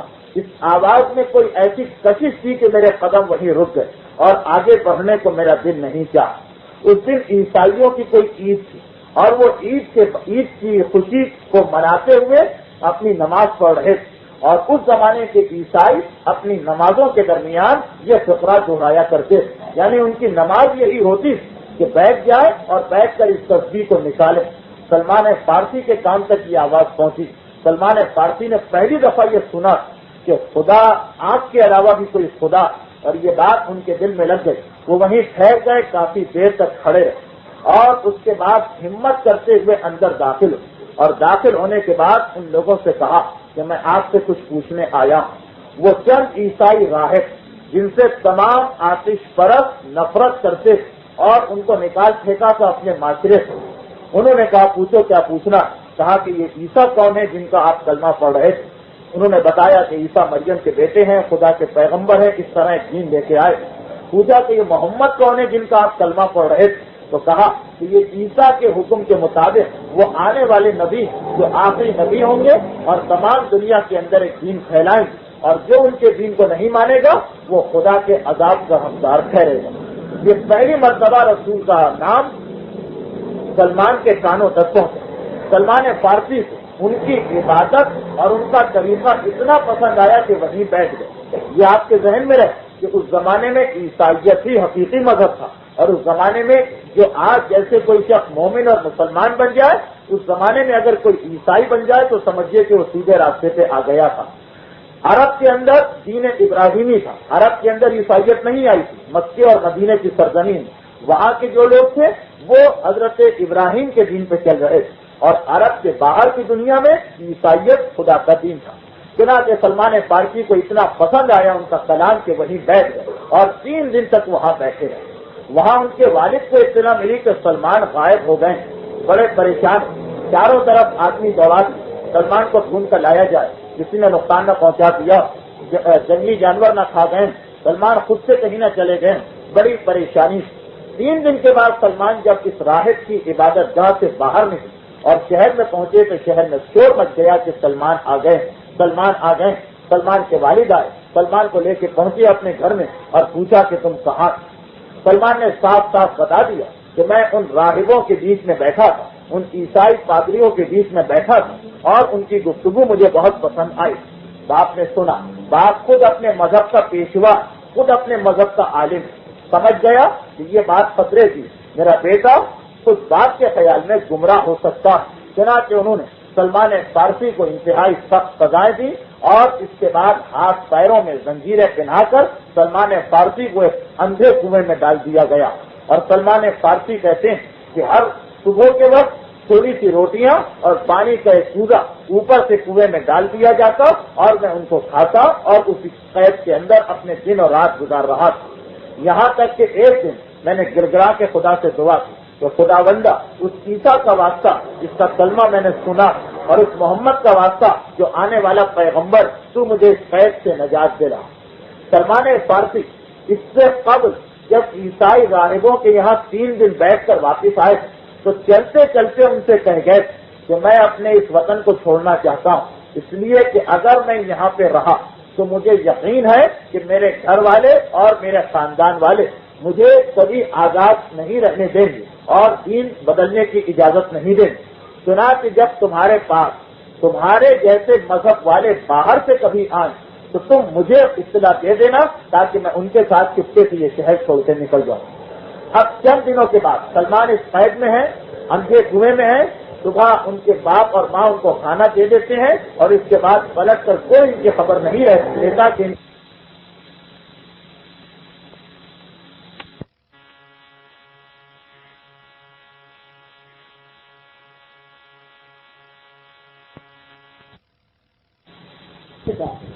کھانے کا وقت آیا ان قافلے والوں نے جانور کو دیکھا جو گھوم رہا تھا، اسے پکڑا اور 2 لکڑیوں سے دبا کر اسے مار دیا اور اس کا گوشت پکا کر کھانے لگے۔ سلمان فارسی نے دیکھا مردار جانور بغیر گدھا کے مارا گیا، اس کا گوشت حرام۔ انہوں نے انکار کر دیا، لیکن یہ تو کہہ نہیں سکتے کہ یہ حرام جانور ہے، میں نہیں کھاؤں۔ بس اتنا کہا کہ میں عیسائی راہب اور میں گوشت نہیں کھایا کرتا ہوں۔ انہوں نے سنا ایک مرتبہ سلمان کا دل پڑا اور کہا کہ تمہیں کھانا پڑے گا، یہ تو ایسا لگتا کہ جیسے تم بے دین ہو گئے، علاقہ وہی علاقہ ہے جہاں آپ اس طرف رہتے ہیں، ایسا لگتا ہے تم بے دین ہو گئے۔ سلمان نے کہا کہ نہیں، میں راہب، میں نے دنیا کی تمام لذتوں کو چھوڑ دیا۔ انہوں نے کہا اچھا خیر، ہم دیکھتے ہیں، شام کے وقت ہم شراب پیے، اگر اس نے شراب میں ہمارا ساتھ نہیں دیا تو پھر یقین کر دینا پڑے گا کہ ہاں یہ بے دین ہو گیا اور ہم اسے قتل کر دیں گے۔ آپس میں بات کر لی قافلے والوں نے، شام کا وقت آیا، شراب تیار کر کے لائی گئی، یہ شراب آج کل شام کو چائے پی جاتی، شراب لائی گئی۔ سلمان نے حرام چیز کیسے پیے، انکار کر دیا، قافلے کو یقین آ گیا۔ ایک مرتبہ سلمان فارسی پر سخت دل پڑے اور ایک جہاد سمجھ کر سلمان فارسی کے قتل کی کوشش کرنے لگی۔ سلمان فارسی کو اتنا مارا کہ نیند جان ہو گئے، نیند مردہ ہو گئے۔ حق کی تلاش میں نجس اور حرام چیز سے بچنے کے لیے اسلام سے قتل سلمان فارسی کا دستہ ہمت دیکھیں۔ جب یہ حالت ہوئی تو ایک مرتبہ کسی نے کہا کہ اس کو مار کر کیا فائدہ ہوگا، اس سے بہتر یہ ہے کہ اسے کسی کے ہاتھ غلام بنا کر فروخت کر دے تاکہ اس کے بدلے میں کچھ پیسے ہمیں مل جائیں۔ چنانچہ جس مقام پر یہ لوگ تھے، وادی قرا، جس مقام پر یہ قافلہ پہنچا ہوا، وہاں پہ ایک یہودی تھا، اس کے ہاتھ سلمان فارسی کو فروخت کیا اور پیسے لے کر آگے چل گئے۔ سلمان فارسی غلام بن گئے۔ اب اس یہودی نے کچھ عرصے سلمان فارسی کو اپنے پاس رکھا۔ کچھ دنوں کے بعد اس یہودی کا ایک رشتے دار مدینہ کی سرزمین سے آیا۔ مدینہ یہودیوں کا بہت بڑا مرکز، وہ آیا، سلمان فارسی کو دیکھا۔ سلمان فارسی اتنی عمر کے باوجود، اب سلمان فارسی کی عمر تقریباً 250 سال ہو چکی جس وقت کی یہ بات ہو رہی، اتنی عمر کے باوجود سلمان فارسی نے صحت، طاقت اور جسمانی حیثیت کے اعتبار سے بالکل ایک نوجوان آدمی نظر آتے۔ اس یہودی نے جو مدینے سے اپنے رشتے دار کی ملاقات کے لیے یہاں آیا، وہ دیکھا اتنا محنتی غلام میرے رشتے دار کے پاس، اس نے کہا اسے میرے ہاتھ فروخت کر دے، میرے باغات کی دیکھ بھال کرنے والا کوئی نہیں۔ چنانچہ اس یہودی نے اس دوسرے یہودی کے ہاتھ جو مدینے کے قریب رہنے والا تھا، سلمان فارسی کو فروخت کر دیا۔ سلمان فارسی اب مدینے کی سرزمین میں داخل ہوئے۔ مدینے سے باہر ایک مقام ہے جسے خدا کہا جاتا ہے، جہاں پر مسلمانوں کی سب سے پہلی مسجد تعمیر ہوئی۔ چنانچہ وہاں پہ اس کے کھجوروں کے باغات تھے۔ سلمان فارسی اس یہودی کے یہاں چلے گئے اور اس کے یہاں کام کاج کرنے لگے۔ ایک دن آیا، سلمان فارسی گھر میں کام کاج کر رہے، اتنے میں دیکھا کہ میرے مالک کا چچا جات بھائی دوڑتا ہوا آ رہا ہے۔ آنے کے بعد قریب بیٹھا جا کر اپنے مالک اور کہنے لگا کہ خدا لعنت کرے بنی خیلا کے اوپر، ان کو کیا ہو گیا، وہ ہماری دوستی کو فراموش کر رہے ہیں۔ یہ بنی خیلا کون لوگ ہیں؟ یہ مدینے کے انصار، وہ لوگ جنہوں نے پیغمبر اسلام کی نبوت کو قبول کر کے پیغمبر کو دعوت دی تھی کہ آپ مدینے تشریف لے آئیے، ہم آپ کی عزت و احترام اور حفاظت کریں۔ یہ آیا اور آ کر اپنے ساتھی سے کہنے لگا، جیسے آج کل بھی ہوتا ہے، کسی کو کوئی خبردار سیاسی خبر ملے تو دوڑتا ہوا جاتا ہے کہ کوئی جاننے والا، کوئی سمجھنے والا ہے تو اس کے پاس بیٹھ کر گفتگو کرے سیاست میں۔ تو وہ بھی ایک مرتبہ وہ سلمان کے مالک کا چچا جات بھائی بھی دوڑتا ہوا آیا اور آ کر بیٹھا، کہنے لگا تم نے سنا بنی خیلا پر خدا لعنت کرے، انہوں نے ہماری دوستی اور ہمارے عہد کو فراموش کر دیا۔ سلمان فارسی اپنے کام میں لگے، کان میں آواز آئی کہ ان کے مالک نے پوچھا کیا بات، تو کہا کہ مکے کے اندر ایک شخص آیا جو اپنے آپ کو رسول کہا کرتا، یہ بنی خیلا والے، یہ انسان اسے بلا رہے اور اسے اپنا حاکم مان رہے ہیں، اس کی حکومت کو تسلیم کر رہے ہیں۔ ہمارے معاہدے سے ہم اتنے سال تک ان کے پڑوس میں رہتے ہیں، ہماری دوستی کو فراموش کیے دے رہے ہیں۔ اب ان دونوں میں بحث ہونے لگی، بات چیت ہونے لگی کہ اس کے کیا نتائج نکلے، لیکن سلمان کے کان میں یہ اطلاع پہنچی۔ سلمان فوراً اس طرف متوجہ ہو گئے کہ یہ تو وہی پیغمبر لگ رہا ہے جس کی تلاش میں میں آیا، اس لیے کہ سلمان دیکھ چکے کہ یہ علاقہ ریگستانی علاقہ، یہ جگہ کھجوروں کے باغات سے چھڑی ہوئی، اس راہب کی دونوں پیشین گوئیاں پوری ہو چکی۔ سلمان سمجھ گئے کہ یہ وہی پیغمبر ہے جن سے میرا مقصد حاصل ہو سکتا ہے۔ وہ راہب جو سلمان فارسی کو آخر پیغمبر کی بےسط کی خوشخبری سنا کر انتقال کر گیا، اس کے آخری وقت میں سلمان نے ان سے ایک سوال اور کیا کہ وہ جو پیغمبر آئے گا میں اس کو پہچانوں گا کیسے؟ کہا تھا 3 طریقوں سے پہچاننا، وہ صدقہ کبھی نہیں لے گا، ہدیہ کبھی واپس نہیں کرے گا، اور تیسرا یہ کہ اس کے دونوں شانوں کے درمیان مہر نبوت ہوگی۔ یہ 3 علامتیں بھی اس نے بتائیں۔ اب سلمان فارسی اسی خدا کے اندر اپنے مالک کے باپ میں بیٹھے ہیں اور تمنا یہ کہ کسی طریقے اس پیغمبر کی زیارت ہو جائے جس کے بارے میں میرے مالک کا چچا جات بھائی کہہ گیا کہ اس کو مدینے والے نے اپنے یہاں بلایا۔ اور پھر یہ تاریخ کا ایک واقعہ کہ پیغمبر جب ہجرت کر کے آئے تو خدا میں ٹھہر گئے، مدینے نہیں گئے، اور انتظار کرنے لگے کہ امیر المومنین جناب سیدہ فاطمہ بنت اسد اور خاندان بنو ہاشم کی دوسری عورتیں جو وہاں رہ گئی، امیر المومنین ان کو لے کر آئے تو ایک ساتھ یہ سب کے سب مدینے میں داخل۔ خدا کے اندر یہ لوگ ٹھہر گئے، اور اس وقت سلمان فارسی کو اطلاع ملی کہ وہ نبی جس کو مدینے والوں نے بلایا ہے خدا تک آ چکا۔ سلمان فارسی فوراً اپنے مالک کے پاس گئے اور کہا کہ مجھے کچھ کھجوریں چاہیے۔ مالک نے کہا کہ لے لو کتنی کھجوریں چاہیے۔ سلمان فارسی نے وہ کھجوریں لی، ایک طبق میں سینے کے اندر انہیں سجایا اور لے کر چلے پیغمبر اسلام کی خدمت۔ پہنچے خدمت پیغمبر۔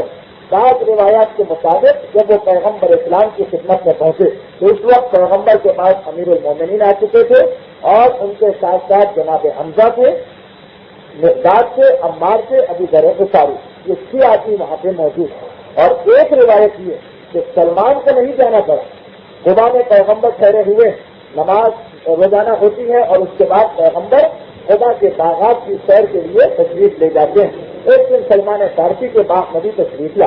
سلمان فارسی نے دیکھا کہ یہ 6-7 آدمی میرے باغ میں آ رہے ہیں اور ان کے سر پر ایک بادل سایہ کرتا ہوا چل رہا ہے۔ عیسائیت کے علم کی وجہ سے سلمان کو معلوم تھا کہ جس کے سر پہ بادل ہوگا وہ یقیناً خدا کا نبی ہے۔ سلمان سمجھ گئے کہ ان 5-6 کے اندر کوئی خدا کا نبی۔ سلمان نے بڑی عزت سے ان کو دکھایا اور وہ سبق اپنے مالک سے اجازت لے کے کھجوروں سے بھر کے لائے پیغمبر کے سامنے رکھا۔ اس وقت جب یہ پیغمبر کے سامنے، ان کو پتا نہیں کہ ان میں پیغمبر کون، ان 6 آدمیوں کے سامنے رکھا اور کہا کہ یہ صدقہ ہے جو میں آپ کو دے رہا۔ یہ سننا تھا کہ پیغمبر اسلام یہ سلمان سے کہا کہ اے سلمان، صدقہ ہم اہل بیت پر، ہم بنو ہاشم پر صدقہ حرام ہے، اس صدقے کو استعمال نہیں کریں۔ چنانچہ جناب حمزہ امیر المومنین پیغمبر اسلام نے اس صدقے کو نہیں لیا اور باقی تینوں اصحاب رسول نے اس صدقے کی کھجوروں کو کھایا۔ سلمان نے یہ منظر دیکھا، ایک علامت پوری ہو گئی اور سلمان کا دل کہنے لگا کہ یہی وہ پیغمبر خاتم ہے جس کا کلمہ میں اب تک بولتا آ رہا۔ پھر پیغمبر اسلام خدا سے مدینے تشریف لے گئے۔ سلمان فارسی کے ایمان کے سلسلے میں روایتیں بڑی مختلف ہیں، میں وہی روایت بیان کر رہا ہوں جس کو اکثر علماء نے نقل کیا۔ سلمان فارسی کو پتا چلا کہ پیغمبر مدینہ تشریف لے گئے، اس لیے کہ امیر المومنین آ چکے۔ سلمان فارسی پھر ایک دن موقع نکال گئے، خدا اور مدینہ ملا ہوا تقریباً 2-3 میل کا فاصلہ، ایک دن پھر وقت نکال کر اپنے مالک سے کچھ کھجوریں لے کر چلے اور آج پیغمبر کے پاس پہنچے تو جا کر یہ کہا کہ میں آج کے لیے ہدیہ اور تحفہ لے کے آیا ہوں۔ شریعت میں انتہائی سخت ممانعت ہے کسی کا ہدیہ اور تحفہ لوٹانے۔ پیغمبر اسلام نے سنا ہدیہ آیا ہے، ایک مرتبہ خود بھی استعمال کیا اور آس پاس بیٹھنے والے سب کو دیا۔ اب سلمان کا یقین اور بڑھ گیا کہ یہی پیغمبر۔ تیسری علامت کی طرح سلمان خاموش، ابھی کچھ نہیں کہہ رہے، واپس آ گئے۔ ایک دن اور پہنچے مدینے میں تو اس دن مدینے میں کسی صحابی کا انتقال ہو گیا، ان کا جنازہ جا رہا، اصحاب رسول جنازے کو کاٹھا دے رہے اور پیغمبر اسلام بھی جنازے کے ساتھ ساتھ ہجوم زیادہ تھا اور لوگوں کے آگے پیچھے ہونے سے پیغمبر اسلام جن کے کاندھے پر چادر تھی وہ چادر بار بار کھل رہی تھی اور نیچے گر رہی تھی۔ سلمان نے سوچا موقع بہت بہتر، چنانچہ وہ پیغمبر اسلام کے پیچھے پیچھے چلنے لگے اور جب کبھی پیغمبر کی چادر ان کے شانوں سے پھیلتی سلمان پچک کے دیکھتے کہ شاید مہر نبوت نظر آ جائے۔ 3-4 مرتبہ ایسا ہوا کہ پیغمبر نے پیچھے مڑ کے دیکھا اور کہا کہ اے سلمان میں سمجھ گیا ہوں کہ تم کیا دیکھنا چاہتے ہیں۔ یہ کہہ کر اپنی چادر کو اپنے کاندھے سے اتارا، اپنی قمیض کو کھولا اور اس کے بعد سلمان کو مہر نبوت کی زیارت کرا۔ سلمان کو یقین ہو گیا کہ بس یہی وہ پیغمبر ایک مرتبہ کہا اللہ کے رسول میں اسلام قبول کرتا ہوں. پیغمبر اسلام نے سلمان کو کلمہ پڑھایا, سلمان مسلمان ہو کر واپس آ گئے. لیکن اب سلمان فارسی کے ساتھ مسئلہ یہ تھا کہ سلمان فارسی کا مالک ایک یہودی, اور جب اس کو یہ پتا چلا کہ میرا غلام مسلمان ہو گیا تو اس نے جناب سلمان فارسی پر مظالم کو بڑھا دیا.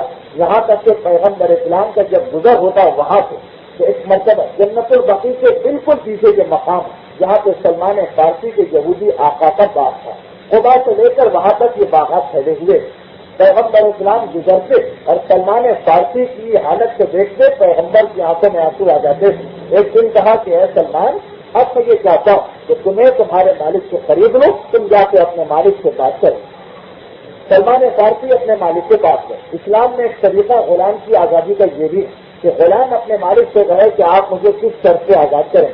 مالک کہے کہ اتنے پیسے دے دو میں تمہیں آزاد کر دوں, تو غلام پھر اتنے پیسے جمع کر کے مالک کو دے دیا کرتا. اس میں کسی اور کی ضرورت نہیں پڑتی کہ وہ آ کر غلام کو خریدے. اسے کہتے ہیں مکاتبہ. بیٹھنا چلا.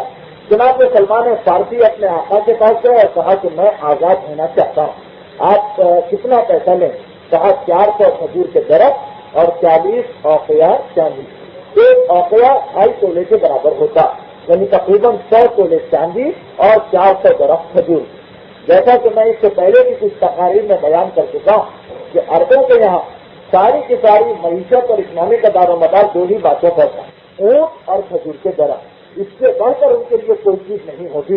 400 کھجور کے درخت ایک ایسی قیمت تھی جو عرب کی تاریخ میں کبھی کسی غلام کے لیے نہیں مانگی گئی. اور یہاں سلمان کے آقا کا مقصد ہی ہے کہ اتنی قیمت بتاؤ کہ یہ آزاد ہو ہی نہ سکے.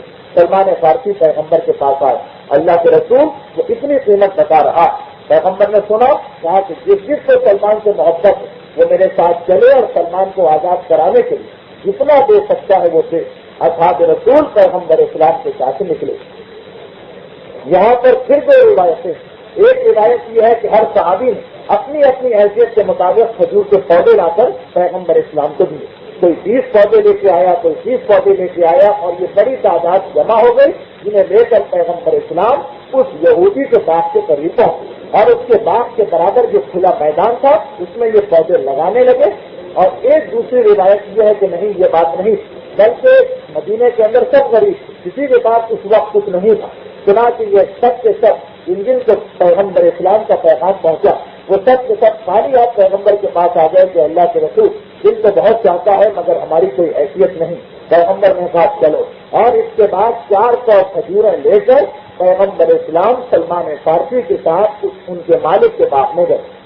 اور اس باغ میں جانے کے بعد باغ کے برابر زمین تھی, ایک ایک کھجور کھاتے جاتے تھے امیر المومنین کے ہاتھ سے لے کر, اور گٹھلی کو زمین میں بوتے چلے جاتے, یہاں تک کہ 400 گٹھلیاں زمین میں بوئی گئی. اور ایک لمحے میں ان گٹھلیوں سے پودا آیا, پودے سے درخت آیا, درخت کے اندر کھجوریں پیدا ہوئی اور کھجوریں فوراً پک کر تیار ہو گئی. اور اس وقت مالک کو بلا کر کہا گیا کہ لے, یہ تیری خواہش, یہ تیری قیمت تجھے مل چکی. سلمان فارسی کے مالک نے دیکھا, ایک مرتبہ گھبرا گئے, پریشان ہو گیا. یہ موجودہ سنا کے بعد روایتوں میں یہ ہے کہ بعد میں اس نے اسلام قبول کر کے یہ پورا باغ سلمان کو ہلا کر دیا, تحفے میں دے دیا. اور مدینے میں یہ باغ اب سے 4-5 سال پہلے تک موجود تھا. لیکن پھر حکومت نے یہ دیکھ کر کہ بغیر ان کے اس باغ میں لوگ آ کر بہت ساری بدعتیں کرتے ہیں, دعائیں مانگتے ہیں, منتیں مانگتے ہیں کہ یہاں پیغمبر کے لگائے ہوئے درخت ہیں, ان تمام درختوں کو کٹوا کر جلوا دیا ہے اور وہ جلے ہوئے درخت بنے فی الحال ابھی وہاں پہ موجود, اور وہ باغ ختم ہو گیا. اب دوسری شرط کو پورا کرنا تھا 100 تولے سونے. پیغمبر اسلام کے پاس سلمان فارسی گئے, اللہ کے رسول یہ دوسری شرط ابھی باقی. اس وقت کسی غزوے کے مال غنیمت کے نتیجے میں ایک مرغی کے انڈے کے برابر سونے کا ٹکڑا پیغمبر اسلام کے پاس آیا. پیغمبر اسلام نے سلمان کو دیا اور کہا جاؤ اسے فروخت کر کے اس سے چاندی خریدو اور چاندی خرید کر کے اپنے مالک کو دے. سلمان نے گھبرا کے کہا اللہ کے رسول یہ اتنا تو سونا, اس سے 100 تولے چاندی کیسے ہوگی؟ پیغمبر نے سنا, اس ٹکڑے کو واپس لیا, اپنا لعاب بہن اس کو لگایا اور کہا اب جاؤ اور جا کر اسے فروخت کرو اور دیکھو خدا کس طرح اس میں برکت دیا کرتا. سلمان فارسی کہتے ہیں کہ میں نے اس معمولی سے ٹکڑے سے کہ جس میں مجھ کو 2 تولے چاندی بھی خریدنے کی توقع نہیں تھی، اب سے اس کو میں نے کاٹ کے فروخت کرنا شروع کیا تو 100 تولے چاندی کے پیسے آ گئے. میں نے چاندی خریدی اور اپنے مالک کو دے کر سلمان فارسی نے رہائی حاصل کی اور اب سلمان مدینہ کے اندر تشریف لیا. اور مدینے میں آنے کے بعد پیغمبر اسلام نے سلمان کو اس مقام پہ رکھا جو صفہ کہلاتا. بات بہت لمبی ہو گئی سلمان فارسی کے سفر کی، اور سلمان فارسی کے بھی بہت سے حالات باقی جن کا تذکرہ کرنا بہت ضروری ہے، اور میں کوشش کرتا ہوں کہ اس مختصر کے وقت میں اپنی بات کو کسی طرح مکمل کروں. سلمان فارسی کو پیغمبر نے صفے پہ جگہ دی. مسجد نبوی کی زیارت کرنے والے جانتے ہیں کہ جب پیغمبر نے مسجد نبوی بنائی تھی تو اس سے باہر ایک چھوٹا سا چبوترا بنایا تھا، اور اس چبوترے کے اوپر کھجور کے پتوں سے ایک سائبان ڈال دیا تھا، اس کا نام رکھا تھا صفہ. صفہ عربی زبان میں چبوترے کو کہتے ہیں، اور ماہرین لغت کا یہ کہنا کہ یہی لفظ صفہ تھا جو بعد میں اسپینی زبان سے ہوتا ہوا انگلش میں آیا اور لفظ صوفہ میں تبدیل ہو گیا. بہرحال یہ وہی صفہ یہ چبوترا کہ جو پیغمبر اسلام نے بنایا تھا مسجد کے باہر. جن کے لیے بنایا تھا وہ تمام صحابی جن کا کوئی گھر بار نہیں اور وہ اکیلے ہیں، اتنی مدت کے لیے جتنی مدت میں وہ محنت مزدوری کر کے پیسے جمع کریں، اتنی مدت تک اس مقام پر آ کر قیام کیا کریں. سلمان فارسی بھی وہاں آ کے ٹھہر گئے اور اس کے بعد ہر منزل پہ ہر مقام پہ پیغمبر کے ساتھ رہے. اور بعد وفات پیغمبر اسلام سلمان فارسی ان چند صحابیوں میں سے تھے کہ جنہوں نے پیغمبر اسلام کے بعد باقاعدہ پیغمبر کا غم منایا، ماتم کیا، آنکھوں سے آنسو بہائے، اور طویل عرصے تک سلمان کی آنکھیں رونے کی وجہ سے ہر وقت ورم کی حالت سلمان کی آنکھوں پر رہا کرتی. سلمان فارسی پیغمبر اسلام کی زندگی کے اندر کئی مقامات پہ تذکرہ آتا، لیکن میں صرف 2 چیزوں کا تذکرہ کر کے اس گفتگو کو اختتام کی جانب لاؤں تاکہ بات بہت زیادہ لمبی نہ ہو جائے اور آج کی اس گفتگو میں بھی موضوع نامکمل نہ رہ جائے. سلمان فارسی ایک طویل عرصے کے بعد یعنی 250 سال کی عمر میں پیغمبر کے پاس پہنچے. اب یہاں آنے کے بعد سلمان فارسی کی چند خصوصیتیں بہت واضح طور پر ہمارے سامنے آتی ہیں. عام طور پر سلمان فارسی کے بارے میں یہ چیزیں نہیں بیان کی جاتی، لیکن سلمان فارسی کی سب سے بڑی خصوصیت جو ہمارے سامنے آتی کہ اصحاب رسول میں امیر المومنین کے بعد کہ سالاری میں جنگی حکمت عملی اور فوج کا انتظام چلانے میں سلمان فارسی جیسا کوئی شخص نہیں تھا. جنگی امور میں سب سے زیادہ مہارت سلمان فارسی کی. سلمان فارسی اور فوجوں کا نظام شاید یہ 2 چیزیں آپ نے آج تک سنی ہی نہ، لیکن سلمان فارسی کو تسلیم کیا گیا کہ اصحاب رسول امیر المومنین کے بعد جنگی حکمت عملی کا جاننے والا سلمان فارسی سے زیادہ کوئی نہیں تھا. اور اسی طرح سے علم حساب اقتصادی حکمت عملی کا جاننے والا اصحاب رسول میں امیر المومنین کو اور اماموں کو استثنا کرتے ہوئے سلمان فارسی جیسا کوئی نہیں تھا. اسی لیے تاریخ یہ بتاتی کہ پیغمبر اسلام کے زمانے میں بھی سلمان نے عربوں کو جنگی حکمت عملی میں کچھ نئی چیزیں سکھائی. ایک تو بہت مشہور چیز ہے خندق، کہ جب 5 ہجری میں عربوں نے یہ دیکھا کہ اس خطرے کا یعنی اسلام کا کسی طریقے سے سچے بات نہیں کیا جا سکتا، اسلام کو روکا نہیں جا سکتا، تو طے پایا کہ سارے عرب مل کر اسلام کو ختم کریں. اس وقت پیغمبر اسلام تمام مسلمانوں کو جمع کیا اور کہا کہ تمام عرب متحد ہو کر مقابلہ کرنے آ رہے ہیں. میں جنگ خندق کی تفصیل میں نہیں جا رہا ہوں اس لیے کہ میں اتنا وقت ہے میں اس کی ضرورت. کیا کیا جائے؟ اس وقت سلمان فارسی کا وہ مشورہ کہ اللہ کے رسول جب ہم فارس میں تھے، ایران میں تھے اور دشمن ہم سے اس طرح سے حملہ کرتا تھا تو ہم اپنے شہر کے چاروں طرف خندق کھدوا لیا کرتے. پیغمبر اسلام نے سنا، سلمان کے مشورے پر ساتھ کیا، سلمان کے مشورے کو پسند کیا اور حکم دیا کہ اسی طریقے سے خندق کو دی جائے. اب مدینہ 2 طرف سے پہاڑوں میں گھرا ہوا ہے، تیسری طرف سے کھجور کے اتنے درخت ہیں کہ ان کے بیچ میں سے جانوروں کو لانا اور فوج کو لانا ناممکن ہے. جو ایک طرف کھلی ہوئی تھی، پیغمبر نے کہا یہاں پہ خندق کھودی جائے اور اصحاب رسول کو 10 کے گروہ میں تقسیم کر دیا اور ہر ایک کے حوالے کر دیا 200 ساتھیوں کے کہ اتنی خندق تم کھودو، اور 40 درخت اس خندق کی گہرائی 40 درخت مقرر کی گئی.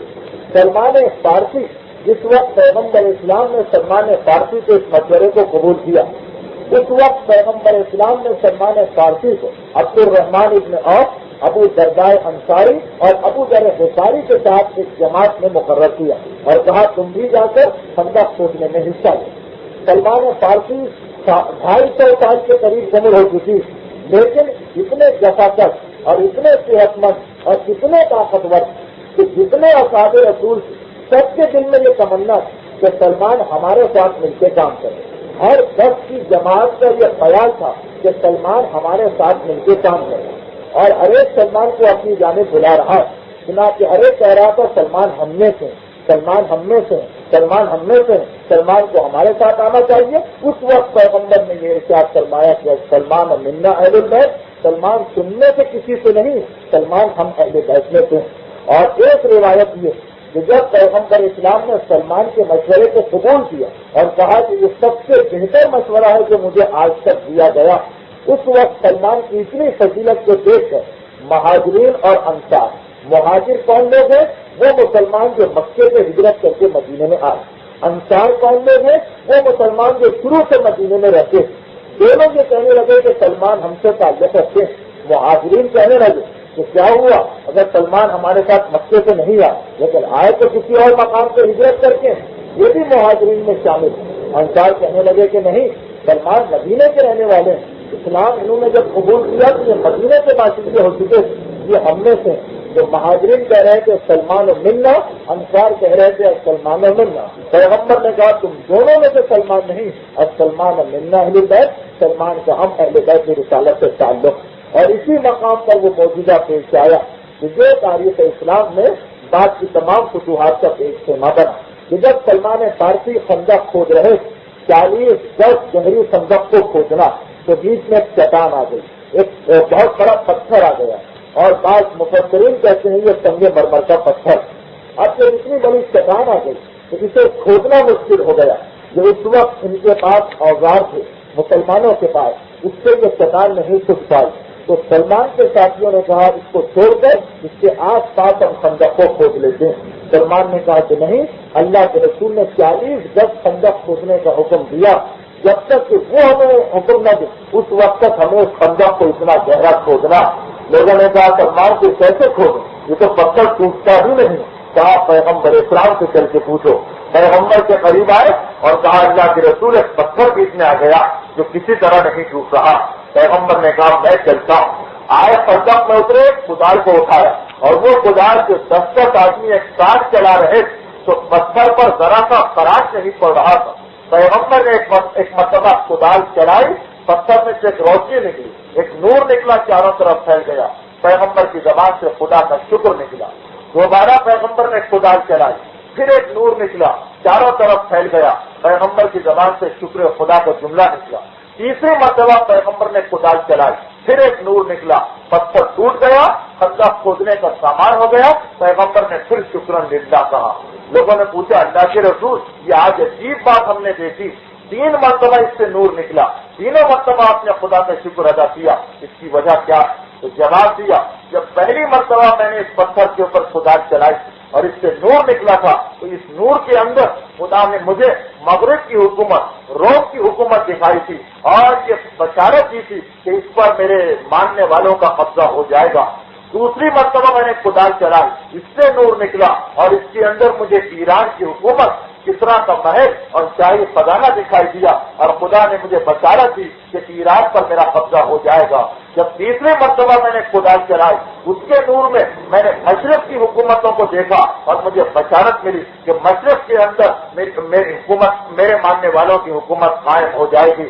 یہ غزوہ خندق تھا جس میں امام زمانہ کی حکومت کی پیشین گوئی ہمارے سامنے آئی، اس لیے کہ ہمارے علماء کہتے ہیں کہ اس روایت کا یہی مقصد ہے کہ مغرب و مشرق اور وسط دنیا یہ تینوں حصے پیغمبر کے ماننے والوں کے قبضے میں آ جائیں گے، اور ایسا صرف ظہور امام کے بعد ہوگا۔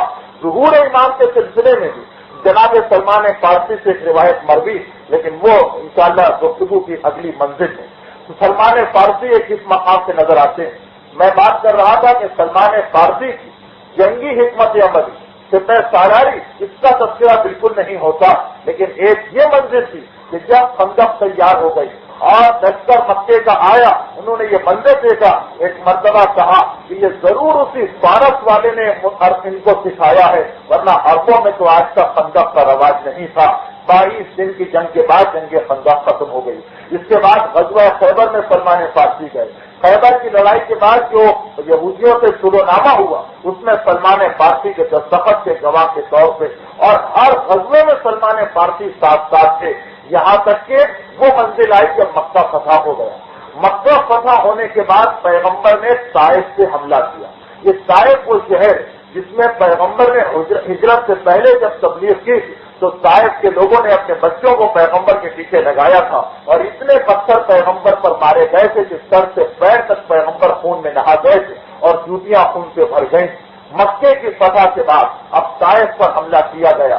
طائف کے شہر کے چاروں طرف ایک چہار دیواری تھی، مسلمان فوج وہاں پہنچی تو گھبرا گئی، پریشان ہو گئی، کس طریقے سے اس چہار دیواری کو عبور کیا جائے۔ عربوں کے بعد اس وقت تیر، تلوار، نیزہ اور خنجر، یہ صرف 4 ہتھیار تھے، اور ان 4 ہتھیاروں سے وہ اس دیوار کو نہیں توڑ سکتے تھے۔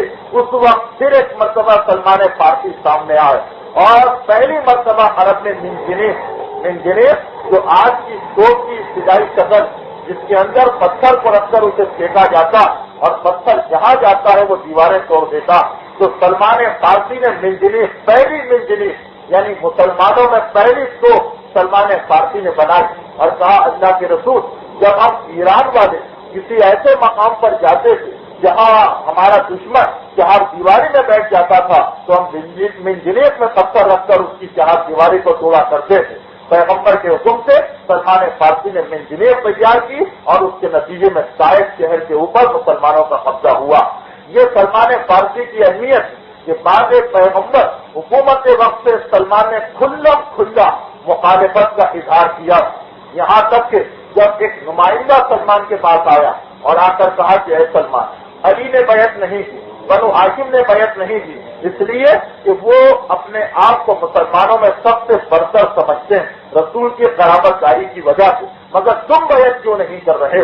تم تو بنو ہاشم جیسے نہیں۔ تو جواب دیا، انا شیعۃ بہن، میں علی کا شیعہ ہوں، اور ہر چیز میں علی کی پیروی کروں گا۔ جو علی سے محبت کرے گا میں اس سے محبت کروں گا، اور جو علی سے دوری اختیار کرے گا میں اس سے دوری اختیار کروں گا۔ الگ اعلان سلمان فارسی نے اعلان بغاوت کیا، لیکن اس کے باوجود یہ سلمان فارسی کی اہمیت تھی مسلمانوں کی نگاہ کہ جب مسلمانوں نے ایران پر حملہ کیا تو سلمان فارسی کو سپہ سالار بنا کر بھیجا گیا۔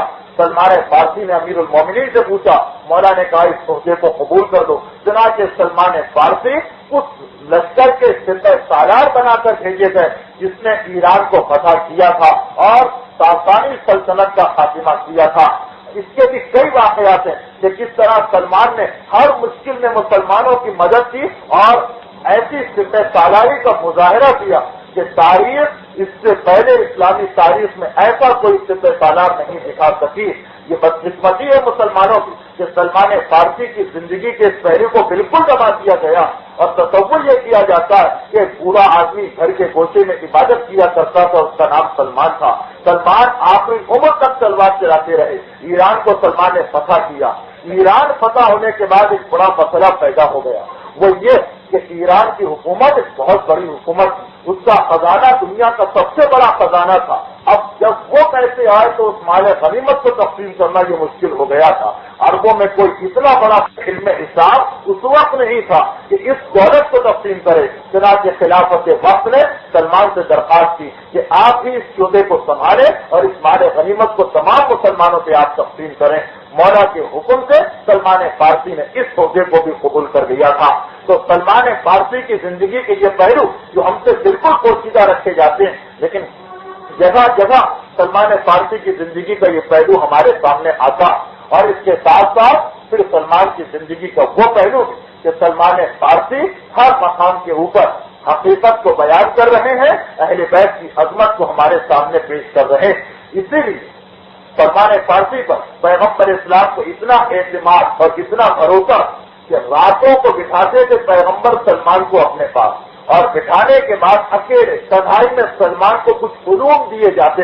وہ علوم کون سے تھے یہ تو تاریخ نہیں بتاتی، لیکن ہاں ایک واقعہ اس میں بھی ملتا کہ جب یہ لوگ جا رہے تھے فتح کرنے کے لیے ایران، تو ایران کی طرف جاتے ہوئے راستے میں کربلا کا میدان آیا۔ سلمان فارسی رک گئے اور کہا یہ وہی میدان ہے جس کے اندر ہمارے بھائی جہاد کریں گے اور یہاں پہ اولین و آخرین کا سردار اور اولین و آخرین کی بہترین مخلوق شہید کیا جائے گا۔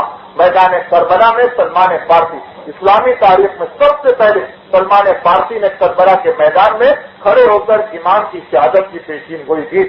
زہیر خین کربلا کے شہیدوں میں ایک شہید ہے۔ جب امام مکے سے کوفے کی جانب جا رہے تھے امام حسین، تو اس وقت زہیر خین بھی عراق کی جانب جا رہے تھے، لیکن وہ امام کے لشکر میں شامل نہیں ہوئے کیونکہ حکومت سے ڈرتے۔ ایک منزل سے امام کا لشکر اپنی جگہ اترا تھا، زہیر خین کا لشکر اپنی جگہ اترا ہوا۔ امام حسین کا قاصد آیا، کہا زہیر تمہیں امام بلا رہے ہیں۔ اب زہیر کے پاس بچنے کی کوئی جگہ نہ رہی تھی، حکم امام آ گیا۔ امام حسین کے پاس آئے، امام حسین سے بات چیت ہوئی، وہ ایک بالکل الگ موضوع، اور اس کے بعد زہیر امام کا ساتھ دینے کے لیے لشکر میں شامل ہوئے۔ اپنے قافلے میں آئے، بیوی کو طلاق دی، ان سے جدائی اختیار کی اور امام کے لشکر میں شامل ہو گئے۔ اب تاریخ یہ بتاتی کہ جب کربلا کے جہاد کا آغاز ہوا تو اس وقت زہیر انتہائی خوشی کے ساتھ جہاد میں حصہ لے رہے تھے۔ کسی نے پوچھا زہیر بڑے خوش، کیا بات؟ کہا کہ ہاں مجھے سلمان فارسی کا جملہ یاد آ گیا، جب ایران کی فتح کے لیے ہم جا رہے تھے تو اس وقت میں اس لشکر میں تھا جس کے سپہ سالار سلمان فارسی۔ جب ہم نے ایرانیوں کو شکست دی اور شکست دے کر اس حکومت کا خاتمہ کر کے اس حکومت کا جس حکومت نے پیغمبر اسلام کی شدید توہین کی، جب پیغمبر نے ایران کے حاکم کے نام خط لکھا کہ میں دین لے کے آیا ہوں اسے قبول کر لو، یہ مصر کے حاکم کو بھی لکھا، روم کے حاکم کو بھی لکھا، ایران کے حاکم کو بھی لکھا، حبشہ کے حاکم کو بھی لکھا، کسی نے مانا کسی نے نہیں مانا، لیکن ایران کا حاکم خسرو پرویز وہ بدترین شخص تھا جس نے پیغمبر کے اس فرمان کو کھاڑ کر اسے ٹکڑے ٹکڑے کر دیا، اور پیغمبر نے کہا تھا کہ اس کی حکومت بھی اسی طریقے سے ٹکڑے ٹکڑے ہوگی۔ تو جب مسلمانوں نے اس حکومت پر قبضہ کر لیا تھا تو بہت خوش تھے کہ ہاں آج ہم نے ایک طریقے سے اس توہین کا بھی بدلہ لے لیا جو ہمارے رسول کے ساتھ اس حکومت نے روا رکھی۔ چنانچہ زہیر کہہ رہے تھے کہ میں اس دن بہت خوش تھا، سلمان نے مجھے دیکھا، کہا بہت خوش ہو، کہا کہ ہاں آج میں نے اتنے بڑے جہاد میں کامیابی حاصل کی۔ تو زہیر کہتے ہیں اس وقت سلمان نے مجھ سے کہا کہ تم کس سے زیادہ اس دن خوش ہو گے جس دن تم رسول کے نوازے کی قیادت میں کربلا کے میدان میں جہاد کر رہے ہوگے، اور آج میں دیکھ رہا ہوں کہ سلمان کی بات پوری ہو رہی۔ تو سلمان کو پیغمبر نے ایک ایسا علم عطا کیا تھا کہ جس کی وجہ سے سلمان کا سلسلہ براہ راست نہ صحیح تو بالواسطہ طور پر وحی الہی سے مل گیا تھا۔ راتوں کی تاریکی میں پیغمبر سلمان کو لے کے بیٹھا کرتے تھے اور اتنی بات چیت کیا کرتے تھے کہ ام المومنین جناب عائشہ کی روایت ہے کہ ہم لوگ یعنی تمام ازواج رسول ہم لوگوں کو سلمان سے انتہائی حسد ہو جایا کرتا تھا، اور ہم ڈرتے تھے کہ یہ ہماری باری کی رات، پیغمبر ہر رات کو ایک روزہ کے یہاں جایا کرتے، ہم ڈرتے تھے کہ کہیں ایسا نہ ہو کہ ہماری باری کی پوری رات سلمان کے ساتھ بات چیت میں گزر جائے اور اللہ کے رسول ہمارے گھر میں آ بھی نہ سکے، اور ایسی کتنی ہی راتیں گزر بھی گئی۔ اتنا اعتماد تھا پیغمبر اسلام کو سلمان فارسی کے اوپر، اور سلمان فارسی پیغمبر اسلام کی ایک اور خدمت کرتے ہوئے نظر آ رہے ہیں جو تاریخوں میں موجود ہے لیکن ہم کو اور آپ کو نہیں بتائی جاتی، اور وہ یہ ہے مترجم کی خدمت۔ پیغمبر اسلام تمام کائنات کے علوم سے واقف، تمام دنیا کی ہر ملت و مذہب کی زبان کو جانتے ہیں، لیکن پیغمبر نے اپنے اس علم کا اظہار نہیں کیا۔ چنانچہ جب ایک مرتبہ ایران سے ایک وفد آیا پیغمبر اسلام کے پاس تاکہ دیکھے تو صحیح پیغمبر ہے کون جو اس قسم کی بات کر رہا، جب پیغمبر اسلام کے پاس آیا تو اس وقت وہ فارسی بولنے والے، پیغمبر کی یہاں کی زبان عربی۔ چنانچہ تاریخوں میں ہے کہ سلمان فارسی اس دن بیچ میں بیٹھے تھے اور وہ ایرانی وقت فارسی میں پیغمبر سے سوال کرتے، سلمان فارسی اس کا ترجمہ کرتے، پیغمبر جواب دیتے، سلمان فارسی اس کا ترجمہ کر کے اس وقت کو سنایا کرتے۔ تو مترجم کی خدمت بھی پیغمبر اسلام کی سلمان نے انجام دی، اور یہ خدمت سوائے سلمان کی اور کسی صحابی کے نصیب میں نہیں آئی۔ اس کے ساتھ ساتھ یہ بھی کہا جاتا کہ قرآن کریم کا فارسی ترجمہ سب سے پہلے سلمان فارسی نے کیا۔ اب سلمان فارسی کی زندگی کے حالات اور واقعات، میں تو ابتدائی حالات میں اتنا وقت نکل گیا کہ میں تفصیل میں نہ جا سکا۔ ہر منزل پر سلمان فارسی کی زندگی کے ایسے واقعات اور ایسے حالات کہ انسان حیران رہ جاتا کہ سلمان فارسی نے کس طریقے سے ان تمام چیزوں کے ساتھ اپنی زندگی کو گزارا۔ سلمان فارسی کی ایک طرف سادگی دیکھیں تو اتنی سادگی کہ سلمان فارسی کا کل اثاثہ، جب سلمان فارسی نے ایران کو فتح کر لیا تو اس وقت حکومت وقت نے سلمان کو وہاں کا گورنر بنایا مدائن۔ سلمان نے یہ عہدہ قبول نہیں کیا۔ حکومت نے زور دیا کہ آپ کو یہ عہدہ قبول کرنا پڑے گا، آپ کے علاوہ کوئی وہاں کے حالات کو نہیں سنبھال سکتا۔ مولا نے کہا سلمان اس عہدے کو قبول کر دو۔ سلمان نے اس عہدے کو قبول کیا اور مدینے سے چلے گورنر بننے سے۔ کیا سامان لے کے چلے؟ ایک کرتا ہے سلمان کے جسم پر جو ہمیشہ پہنا کرتے ہیں، اور ایک سواری کا جانور، ایک گدھا جس پر زین تک نہیں ہوتی، اور اس کے ساتھ ایک قرآن ہے، ایک تلوار ہے، ایک عصا ہے، ایک لوٹا۔ یہ 4 چیزیں ہیں سلمان کے پاس اور پر اس کے علاوہ سلمان کے پاس کچھ نہیں۔ یہ 4 چیزیں لے کر سلمان فارسی گورنر بننے کے لیے مدینے سے مدائن میں پہنچے، اور وہاں آنے کے بعد اب سلمان نے اپنے انہی 4 چیزوں سے ایک مرتبہ مدائن میں سیلاب آ گیا، دریائے دجلہ کا پانی جو تھا بڑھنے لگا اور شہر کے اندر داخل ہو گئے۔ لوگ گھبرائے، پریشان ہوئے، سامان سمیٹو، پیسے جمع کرو، کیا نہ کرو، لوگ گھبرا رہے ہیں۔ سلمان کے کمرے میں پانی داخل ہوا، سلمان نے یہ 4 چیزیں سمیٹی، بھیڑ کی وہ کھاد جس سے سوتے تھے اس میں ڈالی، باندھی، گٹھی کمر پہ رکھی اور پہاڑ کے اوپر چڑھ گئے۔ دیکھا کہ مجھ سے پہلے جن کے گھروں میں پانی آ چکا اور جو مجھ سے پہلے آ کے کہہ رہے تھے کہ اے حاکم وقت یہاں سے نکلیے پانی آ رہا، وہ اب تک اپنے گھروں کا ساز و سامان اکٹھا کر رہے ہیں اور ایک چیز کو جمع کرتے ہیں، پانی بہا کر لے جاتا ہے دوسری چیز کو، اس کے پیچھے جاتے ہیں، پہلی چیز نکل جاتی ہے۔ سلمان نے دیکھا، دیکھنے کے بعد کہا کہ اے شہر والوں، قیامت کے دن بھی بس ایسا ہی ہوگا، جس کے پاس اتنا کم ساز و سامان ہو جس طریقے سے میرے پاس تھا، ذرا مصیبت آئی اور میں اس سے بچ گیا۔ قیامت کے دن بھی جس کی زندگی دنیا کے اندر جس نے دنیاوی چیزوں سے کم تعلق رکھا ہوگا وہ اتنی ہی آسانی سے نکل جائے گا جیسے میں نکل گیا تھا، اور جس کا دنیا سے زیادہ تعلق ہوگا وہ اسی پریشانی میں گرفتار رہے گا جس میں تم سب گرفتار ہو کہ ایک کو پکڑوں تو دوسری چھوٹ رہی، دوسرے کو پکڑوں تو تیسری چھوٹ رہی۔ تو سلمان فارسی کی زندگی کی سادگی، ایک طرف اتنی سادہ زندگی کہ سلمان نے تمام زندگی کبھی مکان نہیں بنایا۔ یہ عجیب بات تاریخ بتاتی ہے، تمام زندگی کبھی مکان نہیں بنایا، صرف ایک مرتبہ ایک جھوپڑی سلمان کے لیے حذیفۃ الیمانی نے بنائی تھی۔ حذیفۃ الیمانی خود ایک انتہائی جلیل القدر صحابی، صرف ایک مرتبہ ایک جھوپڑی بنائی تھی، وہ بھی کس طرح؟ سلمان فارسی کے پاس پہنچی، کہا میں آپ کے لیے مکان بنانا چاہتا ہوں۔ سلمان نے کہا مجھے مکان سے کیا تعلق ہے، میں جہاں بیٹھتا ہوں وہی میرا مکان بن جاتا ہے، مجھے کوئی ضرورت نہیں۔ حذیفہ نے کہا کہ نہیں، میرے حق کی قسم میں آپ کو مکان بنا کر دوں گا، آپ کو لینا پڑے گا۔ سلمان نے پوچھا کیسا مکان بناؤ گے؟ اب ایک دوست کے لیے مکان بنا رہا، لیکن حذیفۃ الیمانی سلمان کو جانتے، کہا کہ میں ایسی جھوپڑی آپ کے لیے بنا رہا ہوں کہ اگر کوئی شخص کھڑا ہو تو اس کا سر چھت سے ٹکرانے لگے، اور اگر کوئی شخص لیٹے تو اس کی ٹانگیں دیوار سے ٹکرانے لگے۔ سلمان نے کہا یہ میرے لیے سب سے مناسب مکان اور ایسا ہدیہ ہے تو میں اس کو قبول کرتا ہوں۔ وہ جھوپڑی حذیفۃ الیمانی نے بنائی، کچھ سال سلمان نے گزارے، پھر آندھی آئی مدینے میں، وہ جھوپڑی بھی اڑ گئی اور سلمان پھر بغیر مکان کے ہو گئے۔ لیکن اس کے باوجود کسی مقام پر سلمان فارسی کی زبان سے خدا کا شکوہ اور شکایت نہیں نکلی، بلکہ ایسے ایسے واقعات ہمارے سامنے سلمان فارسی کی قناعت کے اور خدا کے اوپر توکل کے آتے ہیں کہ انسان حیران ہو جاتا کہ سلمان فارسی نے کس انداز سے بیوی بچوں کے ساتھ کس طرح زندگی گزاری۔ لیکن ہاں، یہ سلمان فارسی کی سیرت، ایک طرف اتنی سادہ سیرت جس طریقے سے آپ نے دیکھا، مکان نہیں بنایا، تمام زندگی صرف ایک کرتا پہنا، وہ عربی کرتا جو اوپر سے لے کر نیچے تک ہوتا، وہ بھی گھٹنوں تک ہوا کرتا ہے، اس کے نیچے کوئی لباس نہیں، تمام زندگی صرف ایک کرتا، ایک لوٹا اور ایک تلوار پر زندگی گزاری، کوئی مکان نہیں بنایا۔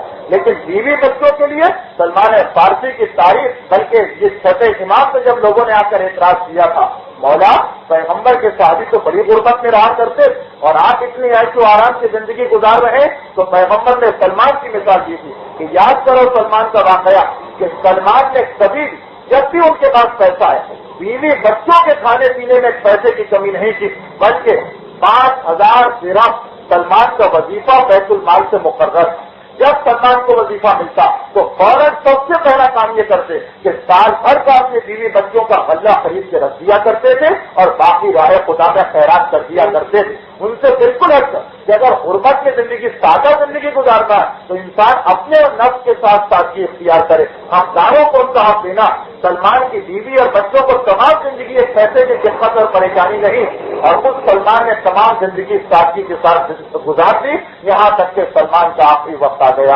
بڑی باتیں رہ گئی، بڑے واقعات رہ گئے، سلمان کی ساری مشہور ترین روایتیں اور احادیث بیان ہونے سے رہ گئیں، لیکن کیا کروں، وقت اتنا گزر گیا کہ نہ فقہی مسائل کا وقت ہے نہ اس تفصیل میں جانے کا وقت ہے۔ بہرحال سلمان فارسی کا آخری وقت آ گیا، مدائن میں سلمان فارسی، اور اس وقت انتقال سے کچھ پہلے سلمان نے ایک اور خدمت مسلمانوں کی انجام دی۔ ذرا دیکھیں سلمان کن کن شعبوں کے ماہر تھے کہ آج تک ہم کو بتایا ہی نہیں گیا۔ جب مسلمان فوج نے عراق، ایران، شام، مصر فتح کر لیا تو جگہ جگہ چھاونیاں بنائی۔ جب انہوں نے اس کا فتح کیا ایران کو تو اس وقت انہوں نے ایران کا جو دارالخلافہ تھا وہاں پہ چھاونی بنائی، فوج رہنے لگی، سارے فوجی بیمار پڑ گئے، خلیفہ وقت گھبرا گیا، کہا یہ کیا بات، صرف تعلیم نے لکھا یہاں کی آب و ہوا موافق نہیں آ رہی، کسی ایسے علاقے میں آپ چھاونی بنائیے جس کی آب و ہوا عرب سے ملتی جلتی ہو۔ اب حکومت وقت کی نگاہ کس پر پڑی، یہ کون سا معاملہ ہے، جغرافیہ کا مسئلہ، ماحولیات کا مسئلہ کہ کون سا علاقہ صحیح رہے گا، اس پر نگاہ پڑی۔ امیر المومنین کے 2 اثاث پر حذیفۃ الیمانی سلمان فارسی کو خط لکھا گیا کہ آپ ایک احسان اور کر دیجئے، اور وہ یہ کہ تمام جو ایرانی حکومت اس میں آپ دوڑ دھوپ کر کے دیکھیے کہ سب سے بہتر علاقہ کون سا ہے جہاں عرب فوج رہ سکے۔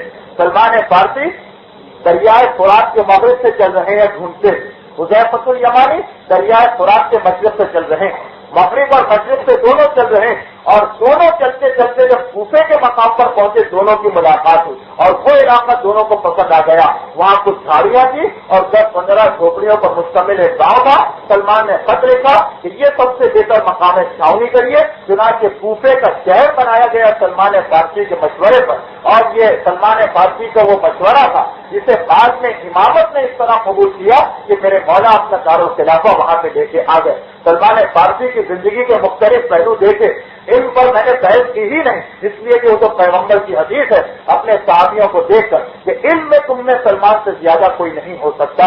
یہ سلمان کی زندگی تھی۔ کوفے کی اس مہم کے بعد سلمان مدائن میں آ گئے، دوسری خلافت ختم ہو گئی، تیسری خلافت ختم ہوئی، سن 36 عیسوی تھی، سلمان کا آخری وقت قریب آ گیا۔ اسبق ابن نباتہ سے کہا مجھے قبرستان لے جاؤ۔ اسبق ابن نباتہ جو اس وقت مدائن میں آئے ہوئے تھے، مولا کے صحابی، یہ سلمان فارسی کو لے کے قبرستان میں آئے مدائن کے۔ سلمان وہاں بیٹھے اور ایک قبر کے مردے سے سلمان نے گفتگو کی جو مرزا حسین نوری نے نفس الرحمان نامی کتاب میں لکھی ہے کہ موت کی تمام کیفیتیں اس مردے نے بتائی تھیں۔ سلمان نے سنا، سننے کے بعد ایک مرتبہ اسبق سے کہا میرا آخری وقت قریب آ رہا، کلمہ شہادتین پڑھ کے اس تختے پر لیٹ گئے جس پر ان کو لایا گیا تھا۔ اسبق نے گھبرا کے پوچھا ہم غسل و کفن اور دفن آپ کو کس وقت ہے؟ کہا تم نہ دینا بلکہ جو مجھے غسل و کفن دینے والا وہ آنے والا ہے۔ پوچھا کون آئے گا؟ کہا وہی جس نے رسول کو غسل و کفن دیا۔ یہ کہہ کے سلمان کی آنکھیں بند، اور ادھر لوگوں نے ایک آواز سنی گھوڑے کے ہنہنانے کی، مڑ کے دیکھا تو ایک ابلغ گھوڑے پر سوار ایک نقاب پوش چلا آ رہا، اور وہ قریب آیا۔ آنے کے بعد جب نقاب اٹھائی اسبق نے پہچانا یہ تو میرا مولا۔ ایک مرتبہ مولائے کائنات آگے بڑھے، سلمان کے چہرے سے چادر کو ہٹایا، سلمان کے چہرے پر مسکراہٹ آئی۔ سلمان اٹھ کر بیٹھنا چاہتے ہیں، مر چکے، انتقال ہو چکا۔ میرے مولا نے کہا سلمان اپنی موت سے واپس پلٹ جاؤ۔ وہ اذا لقیت یا ابا عبداللہ اذا لقیت برسول اللہ، کہ جب تمہاری ملاقات اللہ کے رسول سے ہو تو ان کو سب کچھ بتاؤ کہ ماں مرضا سے عقیقہ من قومک، کہ تمہاری قوم نے ان کے بھائی کے ساتھ کیا سلوک کیا تھا۔ اس کے بعد امیر المومنین نے غسل دیا، کفن پہنایا، سلمان کو اپنے ہاتھ سے دفن کیا، اور دفن کرنے کے بعد جب واپس پلٹے تو اسبق کہتے ہیں میں آگے بڑھا، مولا آپ کے پیچھے 2 اور آدمیوں کو میں نے دیکھا تھا جو نماز پڑھ رہے تھے، یہ 2 آدمی کون تھے؟ کہا ان میں سے ایک تو میرے بڑے بھائی جعفر تیار تھے، جو جنت سے سلمان کی نماز پڑھنے کے لیے آئے تھے، اور دوسرے اللہ کے پیغمبر حضرت خضر تھے جو حکم خدا سے سلمان کی نماز جنازہ پڑھنے آئے تھے۔ ہر ایک کے پیچھے 70 فرشتوں کی